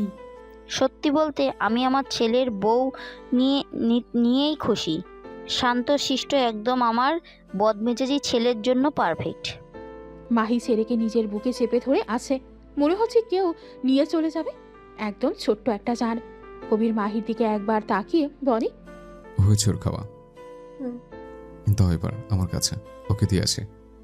মাহি চমকে উঠে বলে, দিয়ে আসি মানে কি? আপনি না বললেন কারো কাছে না দিতে? কারো কাছে না দিলে কি চলবে? তুমি তো চলে কিসের চলে যাব? আমি কোথায় চলে যাব? শুনেন, আপনি একটা কেন 10টা বিয়ে করেন, কিন্তু আমার বাচ্চা আমি কাউকে দেব না। রেগে বলে, আমার বাচ্চা আমি কাউকে দিব না। সেখানে তুমি মেয়েকে বিয়ে করো বা কাউকে করো। আমি কেন মেঘ ভাইয়াকে বিয়ে করতে যাব? আমার সংসার ছেড়ে কেন যাব? দরকার পড়লে আপনি চলে যান। আজব, আমি কেন যাব? এটা আমার বাড়ি। এটা আমারও বাড়ি। তুমি তো আমাকে স্বামী মনেই করো না। তাছাড়া শত অনুসারে তুমি তো চলে যাবা। আমি চলে গেলেও আমি আমার ছেলেকে নিয়ে যাব। এই তোরা কি শুরু করলি বলতো? আর তোরা এসব কি বলছিস? আমার ছেলে আমার ছেলে। ছেলে কোথায় একার হয় না, হ্যাঁ? দুজনেরই ছেলে। তোরা যদি বাড়াবাড়ি করিস তো কাব্যকে আমি নিয়ে চলে যাব, আর তোরা যাকে ইচ্ছে তাকে বিয়ে করবে। তাছাড়া মাহি না হয় ছোট, কিন্তু তুই তো আর ছোট না যে এভাবে ঝগড়া করিস। কবির আর কিছু না বলে বেরিয়ে যায়। কবিতা মাহির পাশে বসে বলে, আমি জানি আমার ভাই অন্যায় করেছে, কিন্তু কবির তোমাকে ভালোবাসে মাহি। বাসে না আপু, তাই তো নিতু আপুকে বিয়ে করবে বলেছে। তোর পাগলি, নিতুকে কেন বিয়ে করবে? নিতু ছোট থেকেই কবিরকে পছন্দ করে, কিন্তু কবির তো তোমাতেই আসক্ত। আমার পাগল ভাইটাকে ছেড়ে যেও না মাহি, তুমি হিনা শেষ হয়ে যাবে। ওর ভুল শুধরানোর একটা সুযোগ দিও। আমি জোর করছি না, যদি তোমার মনে হয় তবেই দিও। কবিতা উঠে চলে যেতেও আবারও বলে, এতদিনে কি আর আমার ভাইটাকে ভালোবাসতে পারোনি মাহি? মাহি অসহায় চোখে তাকায় কবিতার দিকে, চোখে পানি স্পষ্ট। কবিতা আর কিছু না বলে চলে যায়। মাহি বাবুকে বুকে নিয়ে কান্না করে দেয়। সব কাজ শেষ করে রুমের দিকে আসে কবির। বাকি কাজের স্টাফরা করবে। এখন ঘড়িতে বাজে 4:35। সারাদিনে সব কিছু সামনে প্রচুর টায়ার্ড লাগছে। এখন মাহি আর কাব্যকে দেখলে একটু শান্তি পাওয়া যাবে। রুমে এসে কাউকে না দেখে ভ্রু কুচকায় কবির। কোথায় গেল? হয়তো সবার সাথে আছে ভেবে ফ্রেশ হয়ে আছে। মাহি আর কাব্য কোথায়? কেন? ও তো তোমাদের সাথে ছিল না তো, মাহি তো নেই। নেই মানে কোথায় গেল? আজ হয়তো আমি দেখছি বলেই কবিতা চলে যায়। পুরো বাড়ি হন্যে হয়ে খুঁজছে, কবির কোথাও নেই মাহি। কবিরের ভয় হতে শুরু করে, সত্যিই চলে গেল কি? কবির ধপ করে বাগানে বসে পড়ে। হঠাৎ করেই মধুর কণ্ঠে গান শুনে আশেপাশে তাকায় কবির। ছাদ থেকে আসছে আওয়াজ। কবির দ্রুত পায়ে ছাদে এসে দেখে মাহি কাব্যকে গান শোনাচ্ছে আর ঘুম পাড়াচ্ছে। কবির ছুটে মাহিকে জড়িয়ে ধরে। হঠাৎ এমন হওয়ায় মাহি ভয়ে চেঁচিয়ে ওঠে, সাথে সাথে কান্না করে দেয় কাব্য। মাহি হতভম্ব হয়ে আছে। কবির কান্না করছে আর কাব্য। কান্না করছেন কেন? কি হয়েছে? ছাড়ুন, কাব্য কাঁদছে। কবির কিছু না বলে কাব্যকে কোলে নেয়। কিছু না বলে ছাদ থেকে নেমে যায়। মাহি কিছু না বুঝে ধীরে ধীরে নেমে আসে। কবিতা সহ বলতেই মাহি জোরে শ্বাস ফেলে। আপু, আপনার মনে হয় আমি এই অবস্থায় পালাতে পারবো? কবিতা হেসে ফেলে, বলে, কি জানি বাবা, তোমার বরের মাথায় পড়ে গেছে। মাহিও হেসে দেয়। কবিতা মাহির দিকে তাকিয়ে আছে। মেয়েটা হাসে কম হাসলে বেশি সুন্দর লাগে। যাও দেখো তোমার বর কি করছে। মাহি রুমে ঢুকে দেখে কবির কাব্যকে বুকে জড়িয়ে আছে। কাব্য বাবার বুকে মিশে শান্ত হয়েছে, এতক্ষণ কেঁদে কেটে ভাসিয়ে ফেলছিল। মাহি আস্তে আস্তে হেঁটে খাটে শুয়ে পড়ে। শরীর তার আজ একটু বেশি খারাপ করছে। মাহি আজকের কথা ভাবতে ভাবতে ঘুমিয়ে যায়। কেটে গেছে একটা মাস। কাব্য মাহি দুজনে এখন অনেকটা সুস্থ। কাব্য আগের চেয়ে একটু গায়ে হাতে হয়েছে। ছেলেটা শান্ত হলেও প্রচুর জেদি, রেগে গাড়ি সামলানো কঠিন হয়ে পড়ে। মাত্র 1.5 মাসের বাচ্চার এমন রাগে হতাশ মাহি। ছেলেকে ছেড়ে দুদণ্ড শান্তি নেই তার। যদিও এই সময়টা পেটেই থাকতো কাব্য তবে ভালোই হতো। এখন এটুকু বয়সে যেমন হাত পা নাড়ে কাঁদে, আর একটু বড় হলে না জানি কি করবে ভেবেই দীর্ঘশ্বাস ফেলল মাহি। মাহি, কাব্য ঘুমিয়ে গেছে? জি আপু, এই মাত্র ঘুমিয়েছে। তুমি কি ফ্রেশ হয়ে আসো, আমি নিচ্ছি। ঠিক আছে। মাহি ফ্রেশ হয়ে এসে খাবার খেয়ে নেয়। না হলে কাব্য উঠলে আর খাওয়া হবে না। কবিরও বাসায় নেই যে ওকে খাইয়ে দেবে। কাব্যর জেদ উঠলে সে কারো কাছে থাকে না। 2 দিন হলো সে কাজে বাইরে গেছে। 2 দিনে মাহি কবিরকে অনেক মিস করেছে। কবির থাকলে কাব্যকে সহজেই সামলে নিতে পারে। আচ্ছা আপু, কাব্য বিছানায় ঘুমায় না কেন? শোয়ালেই উঠে কেঁদে ওঠে কেন? কবিতা মুচকি হেসে বলে, কারণ তোমরা ওকে বুকে নিয়ে ঘুমাও তাই। তাছাড়া ও শুরু থেকেই বুকেই ঘুমিয়েছে। তখন তো ম্যাচিওর ছিল না, তাই বাধ্য হয়েই বুকে নিতে হয়। সেই অভ্যাস হয়ে গিয়েছে। রাত বাজে 2:30। অসহায়ভাবে তাকিয়ে আছে কবিতা। মাহি কাব্য দুজনের কাছে আধ ঘন্টা যাবৎ কেঁদেই যাচ্ছে ছেলেটা। বাড়ির সবাই জেগে আছে, কারো কাছে থামছে না কাব্য। কবিতা চেক আপও করেছে, সব ঠিকঠাক আছে, তবুও কাঁদছে কেন? কাজল বেগম তেল মালিশ করে দিয়েছে পেটে। কবিতা দেখেছে ডানা উঠেছে কিনা, কিন্তু সবই ঠিক আছে, তবুও কাব্য কেঁদে যাচ্ছে। কাব্যর কান্নায় মাহিও কেঁদে যাচ্ছে, আর বারবার এটা ওটা বলছে করছে যাতে কাব্য শান্ত হয়, কিন্তু কাব্য তো কেঁদেই চলেছে। কি হয়েছে? কাব্য তো কাছে কেন? আর মাহি, তোমার কি হয়েছে? কথাটা ভয়ে ভয়ে বলে কবির। না জানি কি হয়েছে। কবিরকে দেখে মাহি ছুটে কবিরকে জড়িয়ে ধরে। কবির অবাক হয়, ভয়ে যেন হাত পা নড়ছে না। কাব্য এত কাছে কেন? সেই আধা ঘন্টা ধরে কাছে, থামছি না। কবিরের দিকে তাকিয়ে কথাটা বলে। কবির কাব্যকে কোলে তুলে নেয়। বাবার কোলে প্রায় 5 মিনিট পর শান্ত হয়। সবাই এবার লম্বা শ্বাস ফেলে। মাহি এখনো কাঁদছে। কবির এক হাতে মাহিকে জড়িয়ে ধরে, চোখের পানি মুছে ইশারায় কাঁদতে মানা করে। কবিতা কাজল বেগম এবার শান্তি পায়। মেয়েটা কাব্যকে সামলাতে হিমশিম খাচ্ছিল। কবিতা ফিসফিস করে বলে, খেয়ে এসেছিস? না। আমি খাবার পাঠাচ্ছি, মা ছেলেকে সামনেই খেয়ে নিস। কবির মুচকি একটা হাসি দিয়ে মাথা নাড়ায়। কবিতাও হেসে বেরিয়ে যায়। একটু পরেই কবিতা খাবার নিয়ে আসে।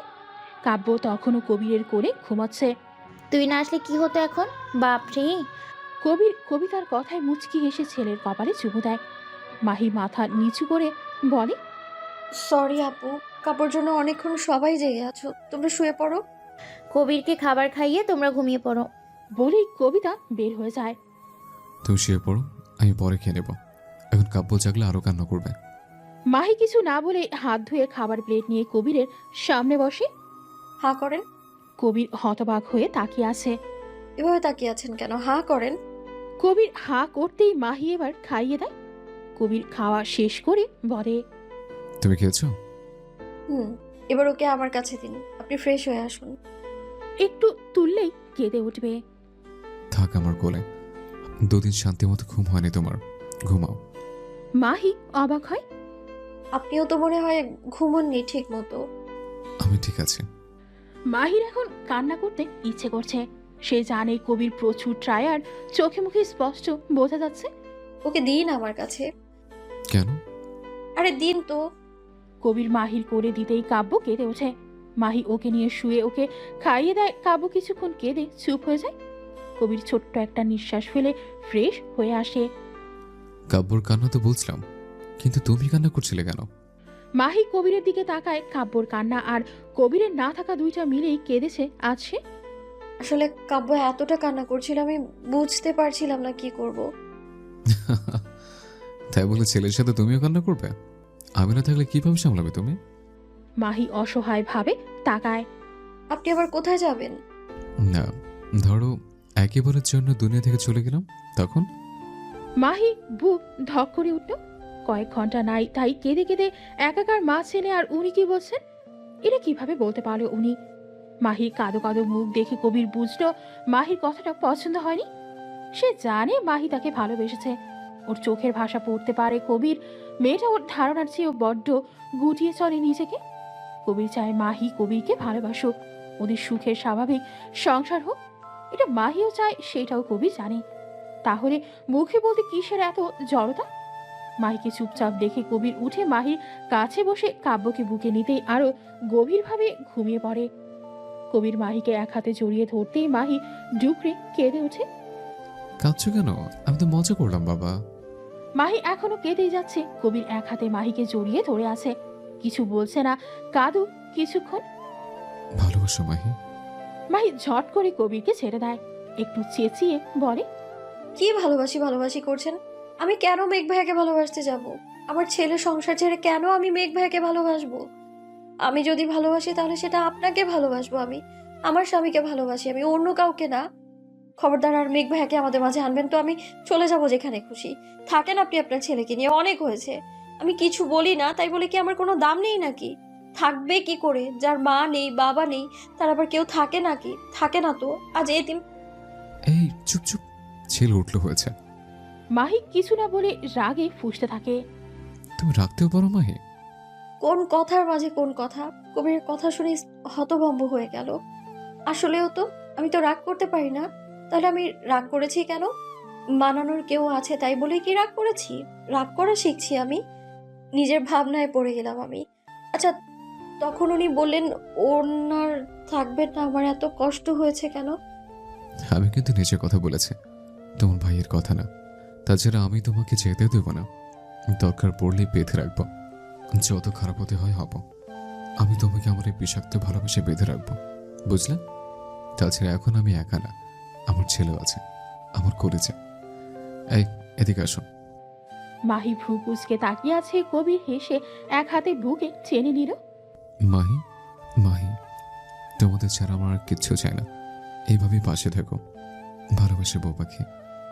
মাহি চুপচাপ শুয়ে রইল কবিরের বুকে। শান্তির জায়গা আরো একটু চেপে গেল কবিরের দিকে। আহা কি শান্তি! কবির মুচকি হাসল। মা ছেলেকে দেখে দুইজনেই কপালে চুমু দিয়ে নিজেও চোখ বন্ধ করল। দুটো দিন তারও ঘুম হয়নি।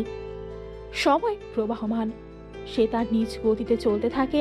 কবির মাহির জীবনেও চলছে আপন গতিতে। মাহি, এই মাহি। আম্মু, এই আম্মু। মাহি রান্না করছে এখন, ডাকে বিরক্ত সে। দেখ তো বাপ, ছেলে ডাকছে কেন? জি আম্মু। মাহি চুলার আঁচ কমিয়ে রুমের দিকে যায়। গিয়ে দেখে বাবা ছেলে একে অপরকে জড়িয়ে ধরে শুয়ে আছে আর চেঁচাচ্ছে। ছেলে হয়েছে একদম বাপের কপি। বাপ যা করবে তাকেও তা করা লাগবে। 3.5 বছরের এই ছেলেকে নিয়ে তার চিন্তার শেষ নেই। কি হয়েছে কি? কাব্য, তোমার আম্মুকে বলো তো বাবাকে মর্নিং কিসে দিতে। কাব্য আধো আধো করে বলে, আম্মু, পাপাকে কিসি দাও। কিসে মর্নিং কিসি? আর আপনি ছেলেকে সব কি শেখাচ্ছেন শুনি? বউকে ভালোবাসতে শেখাচ্ছে, বুঝলে? মাহি বিরক্ত হয়ে বলে, আপনার ফালতু কাজ শেষ হলে দুজনেই রেডি হয়ে নিচে আসুন। দেখছিস তোর মাটা কেমন ছাচালো মহিলা, সকাল সকাল স্বামীকে আদর করে ডেকে তুলবে, ম্যাচেস দেখাচ্ছে। আরে আমি বউয়ের ভালোবাসার অভাবে একদিন টুস করে মরে যাব, বুঝলি বাবা? তোর মায়ের আমার প্রতি কোনো আদর নেই। কাব্য বাবার দিকে তাকিয়ে আছে গভীর মুখে। আসলে বোঝার চেষ্টা করছে তার বাবার কথা, কিন্তু তার মাথায় কি এখন এসব কি ঢুকবে? সে শুধু তাকিয়ে আছে। মাহি ছোট্ট একটা শ্বাস ফেলে রুম থেকে বের হয়। এটা কবিরের রোজগারের কাজ, তাকে ডেকে সকাল সকাল ছেলেকে বউকে ভালোবাসা নিয়ে নীতিবাক্য শোনানো। এই যে মাহি সকালে ভালোবাসার পরশ দিয়ে উঠে, এটা কবিরও জানে। মাহি সকালে উঠে বাবা ছেলেকে আদর করে কাব্যকে কবিরের কাছে শুইয়ে দিলে কবির ছেলেকে টেনে বুকে নিয়ে আবারও ঘুমিয়ে পড়ে। এই দৃশ্য দেখে রোজই একটা ভালো লাগা কাজ করে মাহি। কবিরের উদ্দেশ্য হলো ঘুম থেকে উঠেই বউ ছেলেকে একসাথে দেখে এতে নাকি দিন ভালো যায়, তাই রোজ শুয়ে থেকে এভাবে ডাকাডাকি করে। মাহি খুব বিরক্ত করে বসে আছে সেই কখন ফাংশন শুরু হয়েছে। লোকজন আসতে শুরু করেছে, কিন্তু এই বাপ ছেলের কোনো খোঁজ নেই। আজ কবিতার 7 মাসের অনুষ্ঠান। প্রায় 7 বছর পর তার কোল আলো করে একটা শিশু আসছে, তাই বেশ বড় করেই অনুষ্ঠান করা হচ্ছে। কবিতার বড় একজন ডক্টর, খুব শান্তশিষ্ট মানুষ, অমায়িক ব্যক্তিত্বের মানুষ তিনি। এই যে বিয়ের এত বছর পরেও বাবু না হওয়ার দোষ কিন্তু কবিতারই ছিল, তবুও কখনো একটা টু শব্দও করেনি। আশেপাশে হাজারো মানুষের কথায় তিনি স্ত্রীর প্রতি অতটুকু অভিযোগ করেনি। কবিতা আসামকে আরেকটা বিয়ের কথা বলে সে কি রাগ? শান্ত মানুষের রাগ ভয়াবহ হয়। মাহির সাথে তার সম্পর্ক বেশ রমরমা, ছোট আপু বলে ডাকে তাকে আসাম। আবার মাঝে মাঝে বিয়ানও বলে। তার মেয়ের সাথে নাকি কাব্যর বিয়ে দেবে। এসব শুনে কবিতা বলে যদি ছেলে হয়। আসাম বেশ কনফিডেন্সের সাথে বলে, জি না বেগম সাহেবা, আমার মতো একটা পিচ্ছি কবিতাই চাই, তাছাড়া ছেলে হলেও সমস্যা নেই। মাহির মেয়ে হলে দরকার পড়লে তার সাথে বিয়ে দেব। মাহি তখন হু হু করে হেসে ওঠে। কবিতা আর আসামের দিকে তাকিয়ে কথাগুলো মনে পড়ে মাহির। অজান্তেই হেসে ওঠে। আল্লাহর কাছে প্রাণ ভরে দোয়া করে তাদের 3 জনের জন্য। এবার মাহি চরম রেগে রুমের দিকে এগোয়। এ বাপ ছেড়ে পেয়েছেটা কি? এদিকে মেহমান আসতে শুরু করেছে আর তাদের রেডি হওয়াই হচ্ছে না। হওয়াচ্ছে রেডি আজ, যেখানে সে মেয়ে হয়ে রেডি হয়ে 8 ঘন্টা আগে থেকে বসে আছে, আর এরা বাপ ছেলে। মাহি গজগজ করতে করতে রুমে ঢুকতেই হা হয়ে যায়। কবির কাব্য আয়নার সামনে দাঁড়িয়ে পারফিউম স্প্রে করছে। কাব্যকে একটা টুলের উপর দাঁড় করিয়েছে কবির। বাপ ছেলে সেম পাঞ্জাবি পরেছে, সেম ভাবে চুল সেট করেছে। হাতের ঘড়িটাও সেম, শুধু ছোট বড় এই আর কি। জুতোটাও সেম। মাহিকে দেখে কবির এক হাতে বুকে নিয়ে একটু হেলে বলে, এত সুন্দর লাগছে। ছেলেও বাবাকে কপি করে বলে, এত সুন্দর লাগতে। মাহি ছেলের কাণ্ডে ফিক করে হেসে দেয়। এগিয়ে এসে ছেলের কপালে চুমু এঁকে বলে, পাপাকেও টিসি দাও। কাব্যর কথায় মাহি অবাক হয় না। এটা নতুন কিছু না। না দিব না, তোমার পাপা পচা। না, পাপা তালো। ভালো না চাই। তোর মায়ের হিংসা হচ্ছে, বুঝলি বাপ? আচ্ছা, আমাকে তোর মায়ের থেকে সুন্দর লাগছে কিনা তাই বুঝি সবই বুঝি। ঘোড়ার ডিম বোঝেন। নিচে চলুন, সবাই গেস্ট আসতে শুরু করেছে। কবির কাব্যকে কোলে নিয়ে মাহির কপালে চুমু এঁকে বলে, মাশাআল্লাহ, আমার দ্বিতীয় বাবুর আম্মুকে আজ অধিক সুন্দর লাগছে। কবিরের কথায় একরাশ মুগ্ধতা ফুটে ওঠে মাহির মুখে। আরো বেশি মুগ্ধ হয় যখন কাব্য বাবার মতো কপালে চুমু খেয়ে তার আলো আধো ভাষায় বলে, মাতাল্লাহ। তার পরের কথা কি বলেছে বাবা তার মনে পড়ছে না, তাই বাবার দিকে তাকিয়ে আছে। কবির ছেলের তাকানো দেখে হেসে বলে, সুন্দর লাগছে। কাব্যর চোখ মুখ তখনও গম্ভীর। তার বাবা যে এই 2 শব্দ বলেনি তা সে জানে। কবির ছেলের এমন তাকানো দেখে শব্দ করে হেসে ওঠে, সাথে মাহিও হেসে দেয়। মাহি, কবির, কাব্য নিচে আসতেই সবাই হা করে ওদের দেখে এত সুন্দর লাগছে তাদের। এই সুন্দর দৃশ্য আরো একজন মানুষ মুগ্ধ হয়ে দেখছে। মেঘ মাহিকে না পাওয়ার বেদনা তার জীবনে হাহাকার সৃষ্টি করে একরাশ ব্যথা তৈরি হয় এই বুকের মাঝে। তবুও যখন মাহির হাসি খুশি ভরা মুখটা দেখে তার ভালো লাগে। ভালোবাসলে তাকে পেতে হবে বলে এমন কিছুতে নেই। এই যে সে সুখে আছে, ভালো আছে, এটাই তো অনেক। তাছাড়া কবিরের মতো ভালোবাসার একজন মানুষ পেয়ে সেও কম নাকি না। মামু। মেঘকে দেখে কাব্য গুটি গুটি পায়ে ছুটে আসে। মেঘ কাব্যকে কুলে তুলে হাতে বড় বড় 2টো চকলেট দেয়। এইটুকু হাতে চকলেট নিতে না পেরে বুকে নিয়ে জড়িয়ে ধরে। তা দেখে কবির এগিয়ে আসে। মেঘ আর কবিরের টুকটাক কথার মাঝেই মাহি এসে কবিরের পাশে দাঁড়ায়। ভাইয়া, ভাবিকে নিয়ে আসলে না যে? তোর ভাবি মায়ের বাড়ি আসতে চেয়েছিল, কিন্তু এই অবস্থায় জার্নি করে আসাটা ঠিক হবে না, তাই রেখে এসেছি। মেঘ 1.5 বছর হয়েছে বিয়ে করেছে, পরিবারের জোড়াজুড়ি আর মাহির কথায়। কারণ মাহি এখন অন্য কারো। তাছাড়া মাহি নিজে বলেছে সে কবিরকে ভালোবাসে। মেঘ সবার কথা ভেবে বিয়ে করলেও মেনে নিতে বেশ সময় নেয়। সব জেনে কোনো দ্বিমত পোষণ করেনি। অনামিকা ভালোবাসা হারানোর যন্ত্রণা সে বোঝে, তাই মেঘকে সে সময় দিয়েছে। ধীরে ধীরে দুজনেই একে অপরকে মেনে নিয়েছে। তাদের বিয়ের 10 মাসের মাথায় মা বাবা হওয়ার সৌভাগ্য হয় তাদের। এখন সে 8 মাসের প্রেগনেন্ট। অনুষ্ঠান শেষে সে তার রুমে চলে গেছে। ছেলেকে বিছানায় শুইয়ে চারপাশে মাহিকে খোঁজে কবি। ব্যালকনিতে শাড়ির আঁচল দেখে সেখানে গিয়ে পেছন থেকে জড়িয়ে ধরে। মাহি বিচলিত হয় না। মাহি জানে কে, তাই ক্লান্ত শরীরটা এড়িয়ে দেয়। কবির 2 হাতে জড়িয়ে নেয়। কি ভাবছো এখানে দাঁড়িয়ে? ভাবছি আপনার বিষাক্ত ভালোবাসায় কিভাবে যে এতটা আসক্ত হয়ে গেলাম, এখন এই বিষাক্ত মানুষটা ছাড়া বড্ড অচল আমি। আপনাকে ছাড়া আমার এক মুহূর্তও চলবে না কবির, এক মুহূর্তও না। ভালোবাসি আমার দুই বাবুর আপুকে, খুব ভালোবাসি। কবির স্তব্ধ হয়ে যায়। এত বছরে আজ প্রথম মাহি নিজে থেকে এত আবেগ মিশিয়ে ভালোবাসি বলেছে। এর আগে একবার রেগে বলেছিল যেদিন কবির দ্বিতীয় দিন পর ফিরেছিল, আর সেদিন কবির বলেছিল ভালোবাসো মাহি। সেদিন অন্যভাবেই তবে স্বীকার করেছিল সে কবিরকে ভালোবাসতে শুরু করেছে। কবির কিছু বলছে না দেখে পিছু ফিরে কবিরের উজ্জ্বল মুখটা দেখে মুগ্ধ হয় মাহি। দেখেই বোঝা যাচ্ছে সামান্য একটু কথায় কতই না খুশি লোকটা। খুশিতে কিছু বলতে পারছে না। মাহি কবিরকে আরো অবাক করে দিয়ে সারা মুখে ভালোবাসা লেপটে দেয়। ভালোবাসি বর্মশাই। কিছু ভালোবাসা বিষাক্ত হয়ে শুরু হলেও সেই ভালোবাসায় আসক্তি খুব সুন্দর হয়।